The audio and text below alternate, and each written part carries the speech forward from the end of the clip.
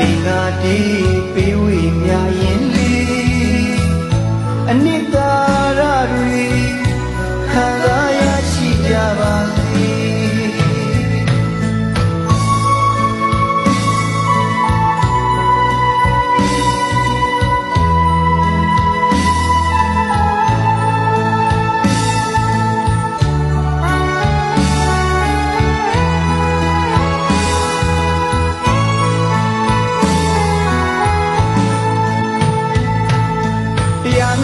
La winia sita kaya na tui chama jazi chanda jazi tidigu jele bwisiaro pya ye mita pyanga we ya amamya chan amayak pa si achin ne tu do judu dwe ya shi nai ma si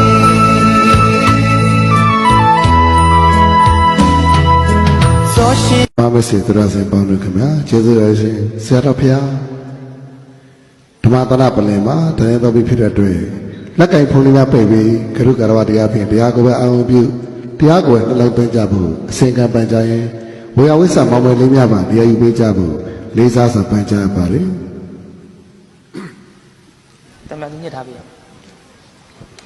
Cuma orang kana, awak piba dia kamar siapa pia? Pesai motor itu kah bima? Mami senjangan dia isau dia tidak ada sesuatu untuk apa ibu panjai. Orang lain ada yang thonu mu season oleh season tu setah balik kemana?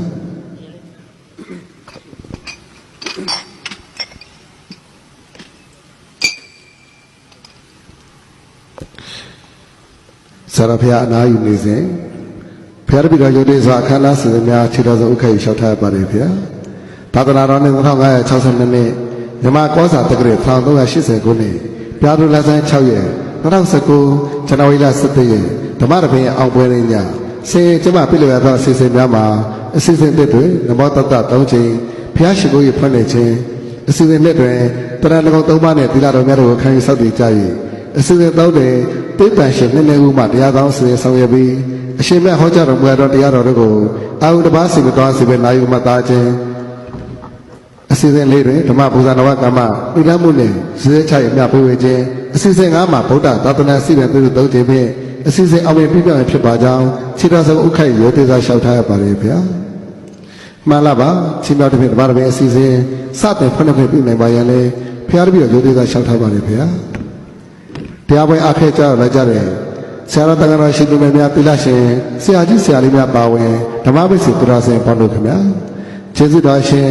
Tiada sarap saja tapi tak tahu kan. Tiada lama je ni mah. Tiada lama ni tu pun. Tak ada bulan ni aku senang nama saya mulai sih deh. Tiada cerita sarap saja. Hoja dah mulai dah. Nampak bersih saat itu macam apa? Tapi baru aja kerana sih nama taklah bahan nama kaya. Pihak syukur tahu je be. Saat itu pun lebih neja bayar. Jodoh liza sampai panjang apa? Nama tata Bhagavata Arahata Tama Sambuddhassa Namo Tassa Bhagavata Arahata Tama Sambuddhassa Namo Tassa Bhagavata Arahata Tama Sambuddhassa Mana mana? Cina tu pun dia tahu sih saya kau pun nak bayar. Cerita saya ukai yo tidak syautai balik ya. Dia tahu sih senggo tidak seni umat saya bayar. Leza sampai jaya balik.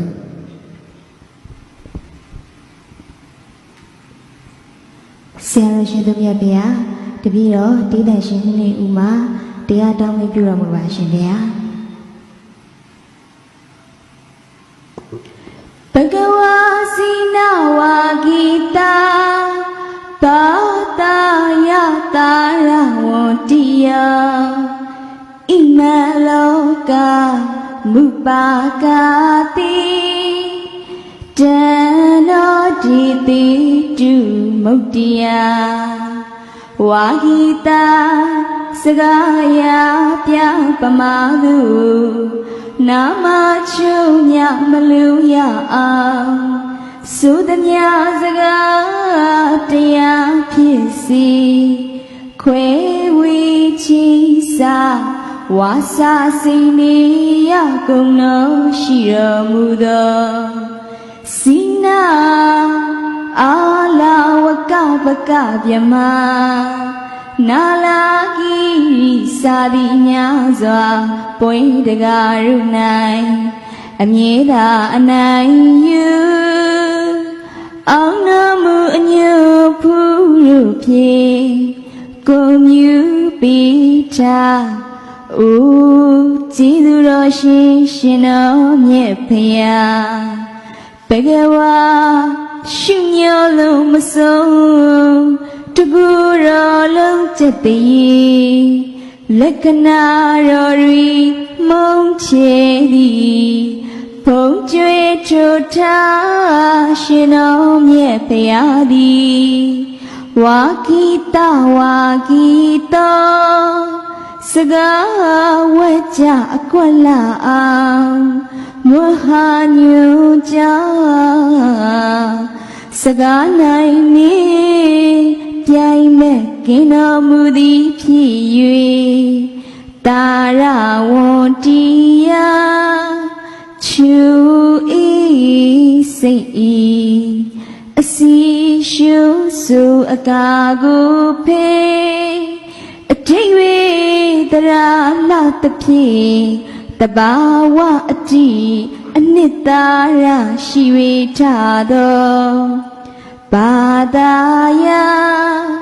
မယောလို့မတင်လို့အစုံနှစ်ဖက်လုံးစီရေဝချုံကြီးအတိညာပြီးဟောဖို့မြင့်မြတ်သောတရားတော်စကားတော်တို့ဖြင့်ဣမံလောကံဓမ္မနဲ့လူကဘာသူကဘာသာအောင်တန်းစားမကြံရရှိသည်များအသီးသီးဤတတ္တလောကကြီးကိုဥပါကာတိ1500ကိလေသာရီချွလွဲလျက်ဝိထေမကဲခြင်းတကယ်အမြင်အတိပေါက်ဖို့ထီရောက်ပါစေမလွတ်တမ်းအကျိုးပြုတော်မူနိုင်ခဲ့ပြီဖေယာဗန္ဒီရှင်လူလောကသဘောကြအောင်ဟောပြတော်သည်ဆရာတော်အရှင်သူမြတ်ဖေယာဘဝရှင်လူလောကသဘောကြအောင်ဟောပြတော်မူစိတ်ကဤလျက်ကြံစီလျက်သာကရုဏာရှိထားကြည်တော်ရှင်ဆရာတော်ရှင်မြတ်ဖရာသည်နောအမကဲအရှင်ဖရာမျက်မှောက်လာရောက်နာကြတပည့်တော်မရုဤမုတ်တိယလောဘဒေါသမောဟကိုခွာဩနာတိဝအတွင်းမှာလူကင်းဖို့ရန်အလုံငါတန်တမမယောလို့မတင်လို့အစုံနှစ်ဖက်လို့စီရေဝချုံကြီးအတိညာပြီးဟောဖို့မြင့်မြတ်သောတရားဒေသနာတော်ကိုနောအမကဲဝါဒနာပါဂိယမကဝေဒာဝိနိယစယေတုသွေယံမြောဖယားတပည့်တော်မရုအားဒီတိတုကရုဏာရှိထားမေတ္တာအားဖြင့်စကားချူမြမလူရအောင် ဆိုသမျှစကားတရားဖြစ်စေလှစ်ချွေမဖော်ဟောကြားတော်မူပါကျေးဇူးတော်ရှင်ဆရာတော်သခင်အရှင်သူမြတ်ဖရာတာတုတာတုတာတု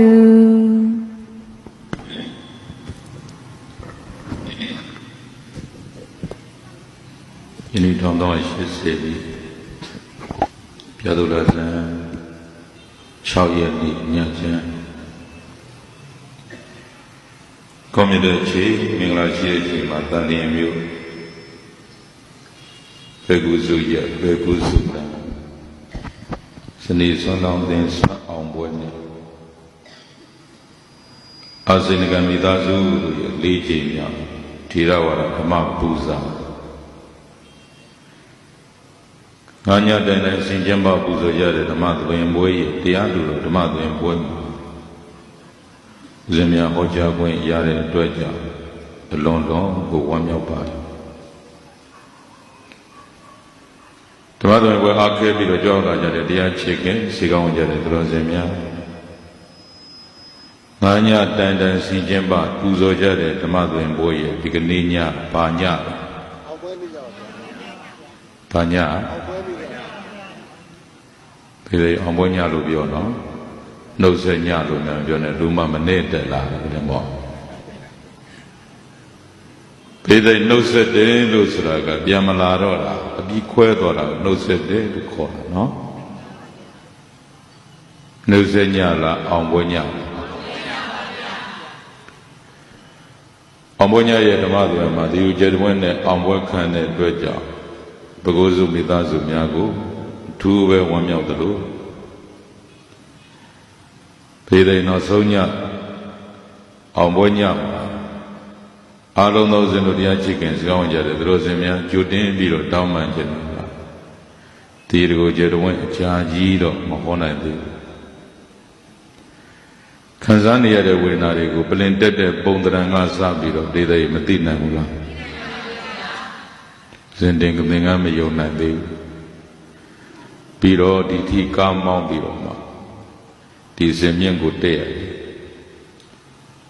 လမ်းဒေသအဝေးကြီးလည်းမလျှောက်နိုင်ဘူးတောင်ဝေးကူမပါပဲနဲ့လေလမ်းလျှောက်လို့မရဒီလိုဒေသမျက်လုံးခွဲထားတယ်ခြေတော့စီးကြိုကြောင်နာပေါက်တော့သုံးညင်သုံးကခွဲစိတ်ပြီးတော့ဆေးုံစီကံမှာပဲ9လတိတိဆေးုံတက်ပြီးတော့ဇင်တို့ပရိသတ်တွေရက်ခဲ့တရားဟောတွေရက်ခဲ့9လကြာအဲ့ဒီကြီးကျယ်တဲ့ယောဂါကဘိုက်ခွဲပြီးတော့မှကြောက်ကစားထိုးထားတယ်ဖေးတဲ့ဝေနာတွေဝိုင်းအုံနေတဲ့ဒီဘုန်းကြီးတစ်ပါးကနောက်ဆုံးထွက်သက်ထိပေးတဲ့လက်နဲ့အသက်ထွက်ခံမယ်ဆိုတဲ့စိတ်ကိုအာတင်းပြီးတော့မနာပဲနဲ့တရားတွေဟောပြီးတော့ရသမျှဓမ္မပူဇာနဲ့အများအတွက်ပိဆက်တဲ့ပရိသတ်တွေလုံရအတွေးမြတ်ကလေးကတော့နောက်ဆုံးပြီးရင်နဲ့သေခံမယ်ဆိုတဲ့စိတ်မျိုးနဲ့အာတင်းပြီးတော့စဉ်ကြိုးစားပြီးတော့အလုံးလုံးနေတာနော်ဒီတော့အလုံးသောစလူကမှာပေါင်းတော်ကောင်းနေပြည်တဲ့ထူးသဖြင့်တိုက်ဆိုင်မှုတစ်ခုက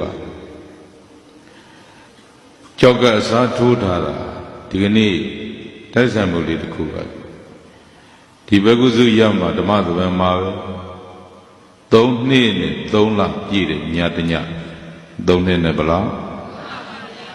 ပြန်ပြောပါဦးဒီခုပဲ8နာရီထိုးပြီမလားအဲ့တော့ဇင်းတို့အမတ်တရားစကားလေးတွေပြောကြောက်ကစားထိုးတာ3နှစ်နဲ့3လပြည့်တယ်ညမို့ခုပဲ8နာရီထိုးနေပြီပေါ့လွန်ခဲ့သော3နှစ်နဲ့3လကအိန္ဒိယနိုင်ငံကလကတ္တာမြို့နာရယနာစီယုံမှာနေတဲ့နာရီထိုးအစပြီးတော့ခွဲစိတ်ခံဝင်ည9နာရီခွဲမှခွဲစိတ်ခံကထွက်တိုက်ခွဲပြီးတော့ကြောက်ကစားထိုးခြင်းကိုတွန်းလဲလီးပေါ်မှာတင်ပြီးတော့ကလမာလေးနှစ်ယောက်ကခွဲစိတ်ခံကနေထုတ်လာပိုးသက်ခန်းလေးကိုပို့ထားတယ်ဘေးသိတရိယာလို့မျိုးလုံးဖွင့်ကြည့်လိုက်တော့ဦးဇင်းတစ်ဘေးမှာ လူနှစ်ယောက်နှခမ်းမွေးထူထူကလာကြီးပြီးတော့ဗမာစကားပြန်မှလီအဲ့တော့ပြည်သားအဲ့ကလာကြီးကဘာသာကြားဆိုတော့ဒီသီလူကျတွင်ခေါ်တာကိုဘုန်းကြီးလို့မခေါ်ဘူးဘယ်လိုခေါ်တော့ဆိုတော့မိတ်ဆွေကြီးတဲ့ပါတယ်တော့ဗျာလို့ကိုယ်ထူအဗျာနဲ့မှားမလို့အဲ့တော့သူကဗာမေးတော့ဆိုတော့မိတ်ဆွေကြီးမမခင်မေးရအောင်မယ်မိတ်ဆွေကြီးကဘယ်နိုင်ငံတော့ဆိုတော့ဦးဇင်းပြောတယ်မြန်မာနိုင်ငံပါမြန်မာနိုင်ငံဆိုတော့ဘာလှုပ်စားတော့လဲမသာကလားလေဘုန်းကြီးဘာလှုပ်စားတော့လဲပြည်သူသူမေးတော့ဦးဇင်းကလည်းပါဇက်ကထွတ်မိထွတ်ရထွက်သွားတာကျုပ်တရားဟောစားတာတဲ့ကဘာမှာတရားဟောစားတယ်လို့တခါကြားဘူးတဲ့တရားဟောစားတယ်ဆိုတာဘယ်လိုတုံးလို့မေးတော့ဦးဇင်းကတရားဟောစားတယ်ဆိုတာပရိသတ်တွေရာချီထောင်ချီပရိသတ်တွေအလေကနေကြွစင်မော်တက်မိုက်ခံပြီးတော့တနာရီခွဲ2နာရီလောက်နိုင်ငံလှည့်ပြီးတော့လေဆက်မပြတ်ပြောတာအဲ့တော့တရားဟောစားတယ်လို့ခေါ်တယ်လို့အဲ့တော့ကလားမေးတယ်တညဘယ်လောက်ရတော့မေပရိသတ်လာကပူရလို့ရှိရင်သူသမီးနဲ့များပေးစားမလို့မသိဘူးမသာကလားလေအဲ့တော့ဘယ်သိမလဲဗျာလို့ဒါနဲ့ပရိသတ်ကဘာဆက်ပြောဆိုမိတ်ဆွေတဲ့တားပါရစီဝေဒနာနဲ့ယောဂနဲ့အလုံးနဲ့ဆန့်ကျင်ဘက်ဖြစ်နေဒီကြောက်ကစားထိုးထားတဲ့ပုဂ္ဂိုလ်ဆိုတာလူထူထူနဲ့နေလို့မရဘူးလူပရိသတ်ကြီးအများကြီးနဲ့စကားပြောလို့မရဘူးအဲ့လိုစင်မော်တက်ပြီးတော့မှမိုက်ကန်ပြီးတနာရီခွဲ2နာရီလောက်တည်းပြောလို့မရနောက်ပြီးတော့လမ်းချမ်းချမ်းမှာကားချမ်းချမ်းစီးလို့မရဘူးအဲ့ဒါဘယ်လောက်နားမှာတော့ဆိုတနစ်ခွဲပြောဘယ်လောက်နောက်တော့အဲ့ဒီရေးကြည့်တာဒီကနေ့ကစနောက်ဆုံးတည်တဲ့နေ့ထိရှောင်ဖို့ရပြီပြောမယ်တဲ့ဒီကနေ့ကစပြီးတော့စီမပါချုံမမပါငပိမပါငန်းပြားကြီးမပါတဲ့ရေလုံးပြုတ်စားပါတဲ့ပေတဲ့ကျန်တာဝမ်းနေအဲ့ဒါဝမ်းနေတယ်သူကအဲ့လိုမှတော့တွေးသေးတယ်သွားပြီငါငတ်ပြီပေါ့မရမရှိအစားမရှိဆိုတာဒါမျိုးအမဲတွက်သေးတာအဲ့တော့ပေတဲ့ဒီစေဝါနေကြောက်ကစားထုတ်ချုပ်ရိုးတွေဖြီးပြီးတော့စေဝါဆင်းခွင့်ပြုမြမပြည်ပြန်လွတ်တော့ပေတဲ့ဒီရောက်တော့ဦးဇင်းကိုမေးတယ်သူတို့နားခိုင်းတာတနစ်ခွဲဘယ်လောက်တော့ငါနားသင့်သလားပေါ့နားသင့်သလားလို့မေးရင်းနဲ့ပြည်တဲ့ဦးဇင်းနဲ့ဘဝတူကြောက်ကအစားထိုးသားပုဂ္ဂိုလ်ဦးဇင်းလိုက်စုံစမ်းကြည့်တယ်သူတို့ဘယ်လောက်နေသွားလို့ပေါ့ပြည်တဲ့ဖြူးစရာတော့ယူသိတယ်မလားဖြူးစရာတော့ယူကြောက်ကအစားထိုးပြီး3နှစ်ပြည့်တော့နတ်ပြည်တက်သွားရောဘယ်တက်သွားသေတာကိုပြောတာခုဒီလူကျတော်က3နှစ်နဲ့3လတော့ကျော်လာပြီနတ်ပြည်တက်ပြီလားခုနတ်ပြည်ကနတ်မသာမတွေညှို့မြတ်မနေလားမသိဘူးနောက်တစ်ခါပြည်သားကြောက်ကစားထိုးပြီးသားပုဂ္ဂိုလ်တွေဦးဇင်းလိုက်စုံစမ်းကြည့်တယ်မေးကြည့်တယ်18ဦးသူတို့ဘယ်လောက်နေသွားတော့ကြောက်ကစားထိုးပြီးတော့ပေါ့ပြည်သားတချို့က9နှစ်တယ်တချို့က9နှစ်တယ်တချို့က10နှစ်အားလုံးကပြည်သား10နှစ်ကျော်အောင်နေမသွားကြ10နှစ်တွင်ပဲတည်သွားကြပြည်သားအဲ့ဒါလေးတည်ရင်းနဲ့ဦးဇင်းနားဖို့ခက်သွားတာဩသူတို့တွေ10နှစ်မကျော်ဘူးတည်သွားကြငါလည်းသူတို့လိုပဲကြောက်ကစားထိုးထားတာငါလည်းအလွန်ဆုံးကြာ10နှစ်ပေါ့ဟုတ်လားလောက်ပြီထောက်ခံတယ်မှမသိမထောက်ခံတယ်မှမသိဟုတ်လားဆိုတာလည်းဓမ္မဗျာကိုယ်စင်းလုံးတက်တော့ပြီးတော့ထောက်ခံတယ်မှမသိမထောက်ခံတယ်မှမသိစလာပြီတရားမောသေးဘူးနိုင်ငံကြီးရနော်အဲ့တော့ဒီကအလွန်ဆုံးကြာ10နှစ်ပေါ့ဟုတ်လားဆိုမှဗျာလူသေးလန့်မြပို့နော်အရှင်မရစနေမကပါဘူးရအသက်120ရှိမှာပါဗျာဆိုတော့သူတို့မဘွေးကိုက်မှာကြာအဲ့တော့လောကမှာသိခြင်းတရားဆိုတာသိတဲ့နားတဲ့ပုဂ္ဂိုလ်လည်းသိတာပဲမဟုတ်လားသွားနေတဲ့ပုဂ္ဂိုလ်လည်းအလုံးလုံးတဲ့ပုဂ္ဂိုလ်လည်းအလုံးမလုံးပဲနေတဲ့ပုဂ္ဂိုလ်လည်းသိတဲ့သိတာချင်းတူတူလှုပ်လို့ရင်းနဲ့သိရတာမကောင်းဘူးလားနောက်တစ်ခါလှုပ်လို့ရင်းနဲ့သိပြသွားတဲ့ပုဂ္ဂိုလ်ဦးဇင်းအားကြဆက်ပြင်းกว่าခွဲလင်းဖြစ်နေလို့မသိဘေးသိကျမ်းပြူကျော်မှာတော့ဆိုတော့ဒီနေ့လေကင်းစာချတယ်ညနေကျတော့စံတော်မူသွားစံတော်မူတဲ့နေ့ထိဘာလို့သွားတော့စာချပါပြောဘာလို့သွားတော့ နောက်တစ်ခါတိုင်းပြည်နဲ့လူမျိုးတွေလွတ်လပ်ရေးဖခင်ဘယ်သူတော့ဗိုလ်ချုပ်အောင်ဆန်းပြောပြန်ပြောအောင်ကြေကြေလေးပြောစမ်းပါအဲ့ဒီကြေကြေလေးပြောနိုင်ဖို့မနဲ့လှုပ်ထားတာခုပရိသတ်ကြေလေးပြောနိုင်တာ3နှစ်တော့ရှိပြီမို့လားနောက်တော့2နှစ်လောက်ကောင်းကောင်းကြေလို့ရသေးတယ်ဘဝကျတော့ကြည်ကြေကြပေါ့ဗိုလ်ချုပ်အောင်ဆန်းပြောမြန်မာလူလည်းဤတွေတမတော်ဖွဲ့ဖို့ဂျပန်ပြည်မှာကွယ်တကယ်ပဲသနေလေးလူစီရဲ့ဒုက္ခခံစားကြံစီတယ်သေမဲ့တန်ပေါက်ပြီလားခန္ဓာကိုယ်တော်ကြီးနဲ့နေလို့မို့သေမဲ့တန်များပေါက်ပြီလားတော့ကိုယ်တန်ကိုစမ်းကြည့်ရတာဗိုလ်ချုပ်အောင်ဆန်းပြောဗိဒိဗိုလ်ချုပ်အောင်ဆန်းတို့နိုင်ငံတဲ့လူမျိုးတွေသာသနာတော်အတွက်နောက်ဆုံးအသက်ထွက်တဲ့နေ့ထိတာဝန်ကြည်ပြတာနော်အလုပ်လုပ်သွားဒါကြောင့်ဗိဒိအလုပ်လုပ်ရင်းနဲ့သေပြသွားသူတွေအားကြပြီတော့ဇင်းလည်းပဲအလုပ်လုပ်ရင်းနဲ့သေခံပဲပြီးဆက်ရင်းနဲ့သေခံပဲဆိုတဲ့ရဲတော်စိတ်ကလေးပရိဒစိတ်ကလေးမွေးပြီးတော့မှကြိုးစားပြီးတော့ဗိဒိဝေဒနာတွေနဲ့ဟောနေရတဲ့အတွက်ကြောင့်အသက်ဉာဏ်ဆောင်တဲ့ဗိဒဥစဉ်ကိုခဏတာတဏှာကြီးကြိုလောက်ဟောရင်ဗိဒိကျင့်တတ်ပေးပါနော်အသက်ရှိဥစဉ်ပရိဒတွေပြီးဆက်ခြင်းသေးတယ်ဒါကြောင့်အသက်ဉာဏ်ဆောင်ပြီးတော့နေရတဲ့အတွက်ကြောင့်တဏှာကြီးကြိုလောက်ဟောတာကိုပဲဗိဒိအားလုံးကခွင့်လွှတ်ပေးပါဒါကြောင့်ဒီကနေ့ညဆင်ကျမ်းပပူဇော်ကြတဲ့ဓမ္မသဘင်ဒီညဒီအလှဟောနာကြည်ညိုကြဖို့လို့ဆိုပြီးတော့ဗိဒိတရားတစ်ပုဒ်ရွေးထုတ်ပါတယ်အားလုံးမှတ်ကြရအောင်လူဘိုနဲ့လူလိုပြန်ပြောအောင်စူးရဲရှာတဲ့တန်လေးကိုထည့်အောင်ချွဲတန်ကြီးပေါက်လာစူးရဲရှာတဲ့တန်လေးတကတော့နော်စူးရဲရှာတဲ့တန်လေးလူဘိုနဲ့လူလိုပြန်ပြောအောင်ဒုတိယဒေသနာမဟောခင်မနာကြသေးခင်မမေ့သင့်မမေ့လိုက်သည်အနန္တောနန္ဒငါအင်းကိုဝစီနှုတ်မြက်ပြီးတော့ရှ िख ိုးပူဇော်ကြောကြရအောင်ဆိုလိုက်ဗုဒ္ဓဖေယခုံကိုပါညွတ်တော်ရှ िख ိုးပါဤဖေယအကူလေးနဲ့လည်းအကူဆိုလိုက်သုံးកဗုဒ္ဓဖေယ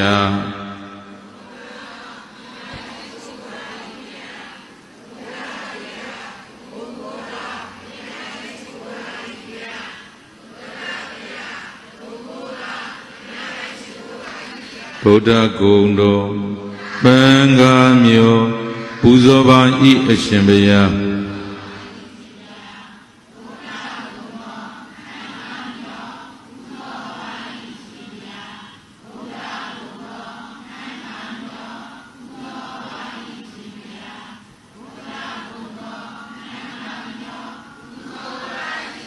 တရားတော်များ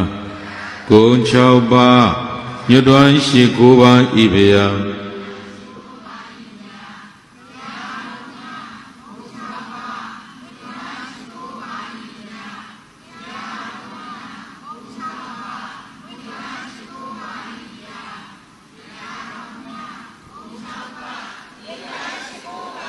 ဓမ္မဂုဏ်တော်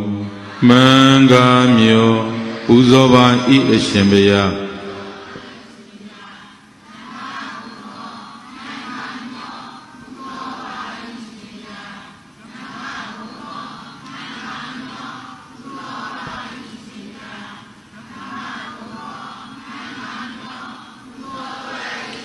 သံဃာတော်များဂုဏ်ကိုပါညွတ်တော်ရှ िख ိုးပါဤဖေယ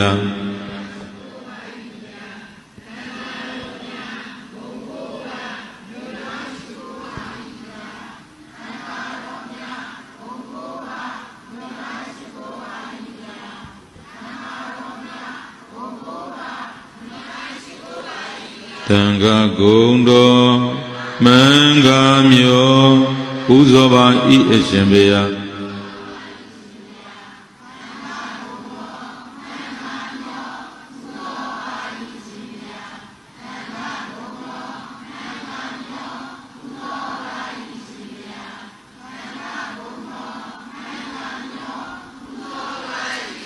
မိဘနှစ်ပါးကျေးဇူးများ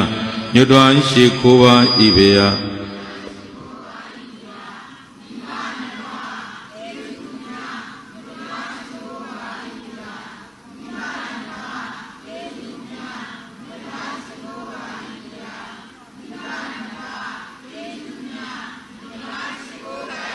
မိဘကုံတော်မင်္ဂမျိုးပူဇော်ပါဤအရှင်ဘုရား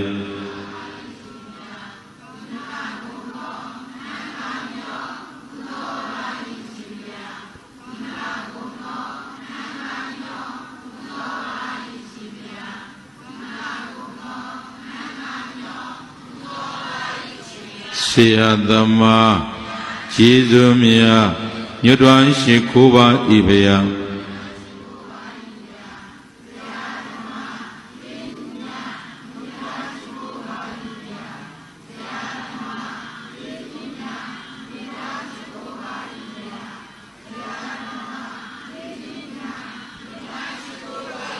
ဆရာကုံတော်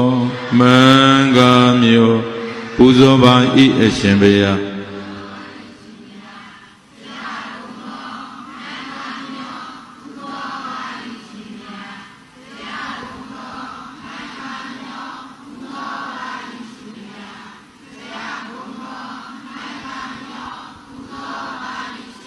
အနန္တ၅ပါးကျေးဇူးများညွတ်တော်ရှိခိုးပါဤဘုရား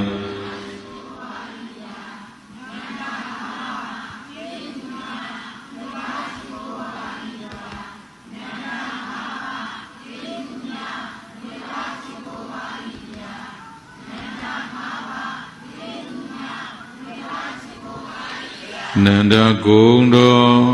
မင်္ဂမျိုးပူဇော်ပါဤအရှင်ဘုရား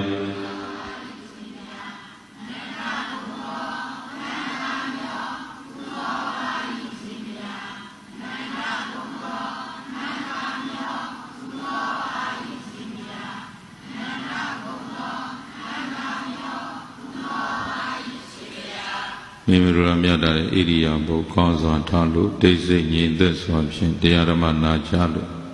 ဘာဝနာမယကုသိုလ်တို့များကိုရယူပူဇော်နိုင်ကြပါပြီလူဘိုနဲ့လူလူပြန်ပြောပါပြောဟိုပေါလေးတော့နည်းပေးနေလဲ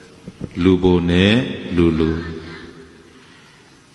လူဆိုတာတယောက်တည်းနေတာလားလူဝန်းကျင်နဲ့နေတာ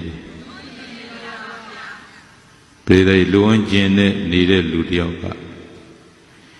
ဒီနေတဲ့အဲ့လူဝန်းကျင်ရဲ့အကျိုးရွာမှာနေရွာရဲ့အကျိုးရက်ွက်မှာနေရက်ွက်ရဲ့အကျိုးမြို့မှာနေမြို့ကျိုးနိုင်ငံမှာနေနိုင်ငံအကျိုးပေါ့သာသနာတော်မှာနေလို့ရှိရင်သာသနာကျိုးသက်ဖို့နေတယ်အဲ့လူမျိုးကနိုင်ငံလူမျိုးသာသနာအတွက်လူဘိုလ်လို့ပြောမလားလူလိုလို့ပြောမလားလူလိုပဲနော်လူဝန်းကျင်မှာနေတဲ့လူတယောက်ကလူအကျိုးတွေကိုမချေဝန်းကျင်ရဲ့အကျိုးကိုမချေနိုင်ငံအကျိုးမသေးဘူးရဲရွာရဲမြို့အကျိုးကိုမသေးဘူးသာသနာတော်အကျိုးကိုမသေးဘူးတဲ့အဲ့လိုပုဂ္ဂိုလ်မျိုးကြတော့ပေတဲ့လူဘိုလားလူလိုလားလူဘိုပဲဖြစ်ဖြစ်လူလိုပဲဖြစ်ဖြစ်ပေတဲ့တဏိဖျားရန်တာတော်မှမလွတ်တဲ့သေမင်းနဲ့မရင်ဆိုင်ရဘူးလား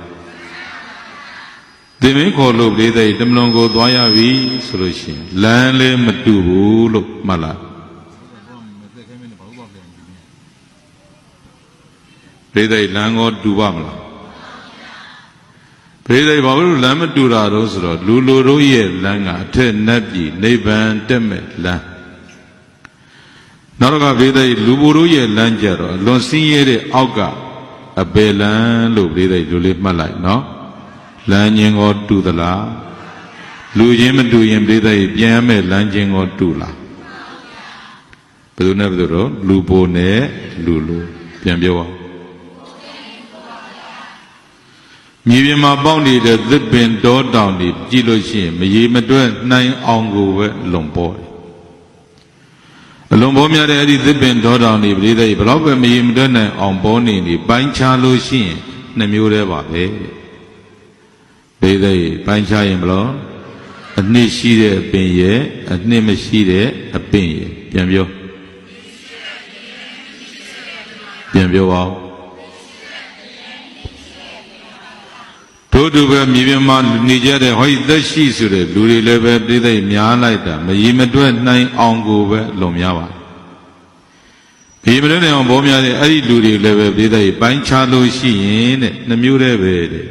အနည်းရှိတဲ့လူရဲ့အနည်းမရှိတဲ့လူရဲ့ပြောပြည်သားအနည်းရှိတဲ့လူကလူလို့ဆိုရင်အနည်းမရှိတဲ့အကာကလူဖို့ပြည်သားသဘောပေါက်တယ်နော်နောက်တစ်ခါပြည်သားခီးသွားအတွေ့အကြုံလေးတစ်ခုကိုပြောပြခြင်းဟိုတလောကဇင်တော်မကွေးနာမှာလေးညတာဓမ္မကြီးဇက်တိုက်ဟောမယ်ဆိုတော့မန္တလေးရဲ့မနေ့4 နာရီတို့ကားထွက်အဲ့ဒီမေရိလာအကျော်ကနေပြီးတော့မှအမြန်လမ်းမဘောကနေနန်းပေါက်ဘက်ဖြက်လန်းလေးကိုဆင်းသွားတော့လမ်းခုလက်မှာမြင်တွေ့ရတဲ့မြင်ကွင်းလေးတစ်ခုအဲ့ဒီရွာမုံဆိုတဲ့ရွာလွန်လေးမှာလမ်းမရွာလေးပြည်သက်မီးလင်းဖို့အတွက်လျှက်စစ်လှုပ်သားတွေကမီးတိုင်ဆိုင်မီးကြိုးတွေသွဲပေါ့မီးတိုင်ဆိုင်မီးကြိုးတွေသွဲနေတော့ရွာသားတွေကဓာတ်ကျိုးနဲ့မလွတ်တဲ့သစ်ပင်တွေကိုခုတ်လဲကြတယ်ပြည်သက်ပထမဆုံးမြင်ကွင်းကဘာပင်ကြီးခုတ်လဲနေတော့ဆိုတော့ယူကလစ်ပင်ပြောပြည်သက်မြင်ဘူးလားအပင်ရှိရှိအရိပ်ရသလားအပွင့်ကောမှုေးသလားအဲ့ဒီယူကလစ်ပင်ကြီးခုတ်လဲတော့ခမ်းမြခင်းသားတွေဓာတ်နဲ့ခုတ်ဖြတ်ပင်စီကိုလုံးကိုလွှမ်းနဲ့လူငယ်လေးနှစ်ယောက်ကတိုက်ဖြတ်ယူကလစ်ဝယ်မဲ့ကားကထော်လာကြီးကားအစုပ်လေးဘေးတဲ့အဲ့ဒီကားစုပ်လေးပေါ်ယူကလစ်တုံးနေတဝုံးနဲ့ပြစ်တင်ပြီးတော့ကမ်းပန်ရှင်ကအဲ့ဒီယူကလစ်ဖိုးတဲ့အဖိုးကရှင်းတာကိုစဉ်ကားပေါ်လှမ်းကြည့်တော့ဘာရန်လေးတွေလို့ဆိုတော့100 တန်200 တန်လေးတွေပြောကဲဘေးတဲ့ကြီးအဖိုးများသလား100 တန်200 တန်လေးတွေဘေးတဲ့အဖိုးများသလားအဲ့ဒါပြည်သားဘုံမများတဲ့အဲ့ဒီယူကလေးကားပေါ်တင်မောင်းထွက်သွားဇင်းနောက်ကတွေးကြံရစ်ဩယူကလေးရှင်တုံးလဲအရေးမပေးဒီပြန်တော့လေယူကလေးပွင့်နေမပွင့်ပဲနဲ့ပြည်သားရဲ့မျိုးသမီးတွေရဲ့စံကေတာထက်မှလဲသူအလှမစင်နိုင်အရေးလည်းမပေးဘူးအလှလည်းမစင်နောက်တော့ကပြည်သားဒီပြန်တော့လည်းပဲယူကလေးဆိုတော့ပြည်သားရဲ့အနှစ်ရှိသလားအနှစ်မရှိတဲ့ယူကလေးကဟောဒီလိုပလင်ကြီးလို့လှပတဲ့ပရိသတ်ပလင်မျိုးထုစစ်လို့ကိုရတယ်ဒါဆိုပရိသတ်ထင်းမဲ့ဖြစ်မှလေထင်းဖြစ်မဲ့ယူကလေးသေပြန်တော့လေအဖိုးကားက100 တန်200 တန်ဆိုတော့အကျိုးမများဘူးပရိသတ်ရှင်လုံးလည်းအကျိုးမပြုသေပြန်တော့လေလွမ်းစရာမရှိအဖိုးမများတာဘာလို့ယူကလေးထို့တူပဲလောကလူရွာမှာပရိသတ်ယူကလေးလိုလူတွေမများဘူးလားတဲ့ရှင်တော်မှာလဲနိုင်ငံကျိုးလူမျိုးတွေသာသနာကျိုးဘာမှမသေးဘူးရသမျှငါအတွက်ကြည်ပဲဆိုတဲ့အတ္တသမားတွေကယူကလစ်လိုပဲဒီပြန်တော့လည်းပဲကုကျိုးအတွက်ကြည်တတ်တဲ့အဲ့လူမျိုးပရိသတ်လွမ်းသလားဘယ်သူသိပြီတဲ့ဆိုတော့ဘယ်လိုပြောတော့ဆိုတော့ယူကလစ်လိုလူမျိုးအနှစ်မရှိတဲ့လူမျိုးကြတော့သိအေးတာပဲတဲ့တော်ရှင်းသွားတာမပြောဘူးလားလူဘိုလားလူလိုလားဒါကြောင့်ယူကလစ်လိုယူနေတဲ့ပုဂ္ဂိုလ်ဒီလူဘိုပဲယူကလေးလိုလူပဲပြီးတော့အကာလူပဲလို့ဒီလိုလေးသဘောကျလိုက်နော်ဒါနဲ့အဲ့ဒီလိုတူးရင်းနဲ့ပဲ80 မောင်းတော့အဲ့ဒီရွာမလုံးကလေးမှာပဲနောက်တော့ကဓာတ်ကြိုးတွေနဲ့မလွတ်တဲ့သစ်ပင်ကြီးတွေပင်လှဲဘာပင်တော့ဆိုတော့ဗရောက်ပင်ပြောဗရောက်ဆိုတာနဲ့ပြိဿချစ်လိုက်ချစ်เสียမကောင်းဘူးလားအိုးဆိုင်ဆိုင်နဲ့အဲ့ဒီဗရောက်ကအရေးလဲပြီးတယ်ဗရောက်ပွင့်နေပွင့်တော့ကောအမျိုးသမီးတွေရဲ့စံကေတာထက်ကိုအလှမစင်ဘူးလားအရေးလဲပေးတယ်အလှလည်းရှင်ပြီးတော့ပြည်သားအဲ့ဒီဗရောက်ကခုဓာတ်ကျိုးနဲ့မလွတ်လို့ပြည်သားသက်ပြစ်တယ်လှည့်ပြစ်တယ်ပေါ့ခိုင်းမြကနာတွေဓာတ်နဲ့ခုတ်ဖြတ်ပင်စီကိုလုံးကြီးကိုလွှမ်းနဲ့တက်ဖြတ်ဝယ်မဲ့ကားကထော်လာကြီးစုံမုံလင်ခရူဇာကား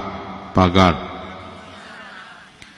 အဲ့တော့ဒီဥစားကဘီနာမှာရက်တာပြည်သားအဲ့ဒီကားပေါ်ဆင်းလာတယ်ဘောင်းမီရှိနဲ့အင်ကြီးနဲ့ကြီးနဲ့ဟန်ချင်းကျိုးကြီးနဲ့မြမမဲကြီးနဲ့ပရိသေသတိအဲ့ဒီမှာလီဘရောတုံးကြီးနာဟိုကြည့်တီကြည့်နဲ့အလေကောင်ကနီနီရေးရေးလေးရဘာလေးတော့အနှစ်ပြောပါတော့ဘေးတဲ့အဲ့ဒီနှစ်ကိုဘာလေးနဲ့ဖုံးတာအကာဘေးတဲ့အကာမဖယ်ပဲနဲ့နေရပါမလားအဲ့ဒီအနှစ်နီနီရေးလေးကိုဘေးတဲ့ဒီသတိကပီကျိုးလေးနဲ့ဟိုလိုတိုင်းလိုက်ဒီလိုတိုင်းလိုက်ပြီးတော့ပြုံပြီးတော့လွှတ်တိုက်တဲ့လူမျိုးကိုအမိန်ပေးတယ်အဲ့ဘရောက်တုံးငါဝယ်မယ်ကားပေါ်တင်တဲ့ဘေ ဘေးတိုက်ကားပေါ်တင်ပြီးတော့အဲ့ဒီဗတော်တုံးကြီးကိုသက်ပြီးတော့မှသူဘယ်ဘက်မောင်းသွားတော့ဆိုနတ်မောက်ဘက်ပြီးတော့အဖိုးကရှင်းတဲ့ငွေကလည်း100 တန်200 တန်မဟုတ်ဘူးဘေးတိုက်9000 တန်1000 တန်အဖိုးမများဘူးလားကဲဘေးတိုက်ရှင်တော်မှလည်းဗရောက်ကအရေးလဲပြီးတယ်အပွင့်လဲမွေးတယ်သူများကိုအလှဆင်တယ်အကျိုးဆောင်တယ်နော်ဒီပြန်တော့ကောအဲ့ဒီဗရောက်ကိုဘေးတိုက်ဓာတ်ကျိုးနဲ့မလို့တော့ကတတ်ရတယ်လွမ်းစရာမကောင်းဘူးလားဘာဖြစ်လို့ရှင်တော်လဲအကျိုးဆောင်ဒီပြန်တော့လေအနှစ်ရှိတာကိုဗျအနှစ်ရှိတော့ဈေးကြီးမရဘူးလားအဲ့ဒါကိုတွေးရင်းနဲ့ဦးစင်းကနောက်တော့ကဘာတွေးတော့ဆိုတော့ဘေးတိုက်ဒီဗရောက်တုံးကြီးကိုပေကျိုးလေးနဲ့တိုင်းနေခြင်းအဖြစ်နတ်မောက်ကတတိဆိုတော့အင်းရောက်ရင်ဒီဗရောက်နှစ်သေးသေးနည်းနည်းလေးကိုပဲသိရဘေးတိုက်ပို့၍ဈေးကြီးရအောင်ပုံဖော်ထုစစ်တော့မှလေဟုတ်တယ်မလားအဲ့တော့ဘုံဘောထုစစ်တော့မယ်ဆိုတော့ဘေးတိုက်အကာရီဖဲထုတ်နတ်မောက်ကတတိကဘယ်သူပုံမြန်ထုစစ်မလဲဦးစင်းတွေးကြည့်တယ်နတ်မောက်ကထွန်းတောက်လာတဲ့သူရဲကောင်းကဘယ်သူတော့ကြည်ပြောကဲပရိသတ်နတ်မောက်နဲ့သေးသေးလေးကိုဘုရားဆန်းရုပ်ထုလေးများထုစစ်လိုက်လို့ရှိရင်ပို၍ဈေးကြီးမရဘူးလားအသားကလည်းဗရောက်ချစ်စရာနှစ်နီးနီးရေးရေးရုပ်ထုကလည်းအံ့လောက်တဲ့ပရိသတ်မမိနိုင်စရာနတ်မောက်ကအောင်ဆန်းဆိုတော့လည်းပဲပို၍ဈေးကြီးရပြီပေါ့ပရိသတ်မှတ်လိုက်အနှစ်ကနေပြီမဲ့ဘုံဘောထုစစ်တတ်ရင်ဈေးကြီးအများကြီးရတယ်ဆိုတော့ပရိသတ်မှတ်လိုက်တော့ပေါက်လားဒါဆိုရင်အလုံးသောစုတို့ကမှပေါင်းတော်ကောင်းနေဒါကိုပင်ကြည့်ပြီးတော့ဘဝအသေးကလေးရှိလိုက်ဘလို့လူရှိရမှာဗရောက်လို့လူပြောဗရောက်လို့ဆိုရင်ဒီတဲ့အကာလူလားအနှစ်လူလားလူဘိုလားလူလိုလားယူကလေးလိုပုဂ္ဂိုလ်ကလူဘိုဗရောက်လိုပုဂ္ဂိုလ်ကလူလိုသည်ဒီတဲ့ဘာရှိအနှစ်ပြောဒါဆိုရင်မှတ်လိုက်တော့အနှစ်ကချစ်เสียအကာကပြစ်เสียဆိုတာမှတ်လိုက်နော်နောက်တစ်ခါဒီအကာကိုယူထားရင်ပူတယ်ပေးမှအေးမှပြောယူရင်ပူတယ်ပေးရင်အေးတယ်ပြန်ပြောပါဦးဒါဆိုရင်ပူเสียအကာဆိုတာဘာလဲချစ်เสียအနှစ်ဆိုတာအေးเสียအနှစ်ဆိုတာဘာလဲဆိုတဲ့ပေလိသိဖို့ဘုရားကဘုရားမြတ်စွာကဒီဒေတာပါဠိနဲ့ဒီလိုလေးအဖြစ်ညှိပြီးပိဉ္စနဝိရဏသာနာဘဝိနနေသာရဏဟိမသဒနသာဒါနနာမသာရောပိဉ္စနဝိရဏယင်သူမျိုးငါပြာတို့နှင့်သာနာဘဝိနအမြဲမပြည့်နှိစိတ်နေရတဲ့အတွက်ကြောင့်နေသာရသနိသာရဘာရကုမရှာမရသောဣမသာဒနသာဤစည်းစိမ်ဥစ္စာယရဏယသာရောနာမအနိသာရအမည်ဒီကဒါနဲ့စွန်ကြဘေကံလူရညင်ဆိုတဲ့ဒါနာတရားဖြစ်တော်သည်ရဲ့လို့ဘဂဝါဘုရားရှင်ကိုရောမြတ်သည်အဘာတိကောင်းစွာမသွေမိန့်ကြားတော်မူခဲ့ပါပေသတည်းဆိုလိုက်စည်းစိမ်ဥစ္စာအနိရှာမပ္ပါဒါနပဲဆိုလိုက်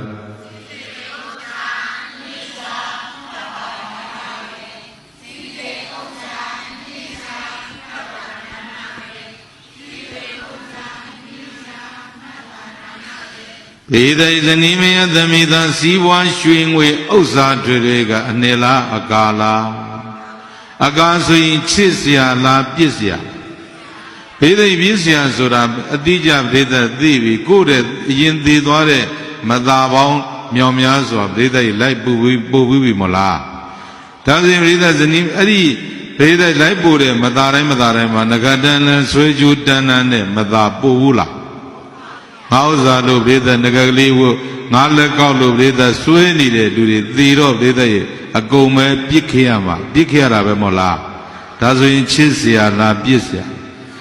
ပြိဿပြစ်เสียကာရီကိုအနှစ်ထင်ပြီးတော့ငါဥစ္စာနဲ့ချစ်ခင်ရင်ပြိဿရဲ့အေးမှလားပူမှ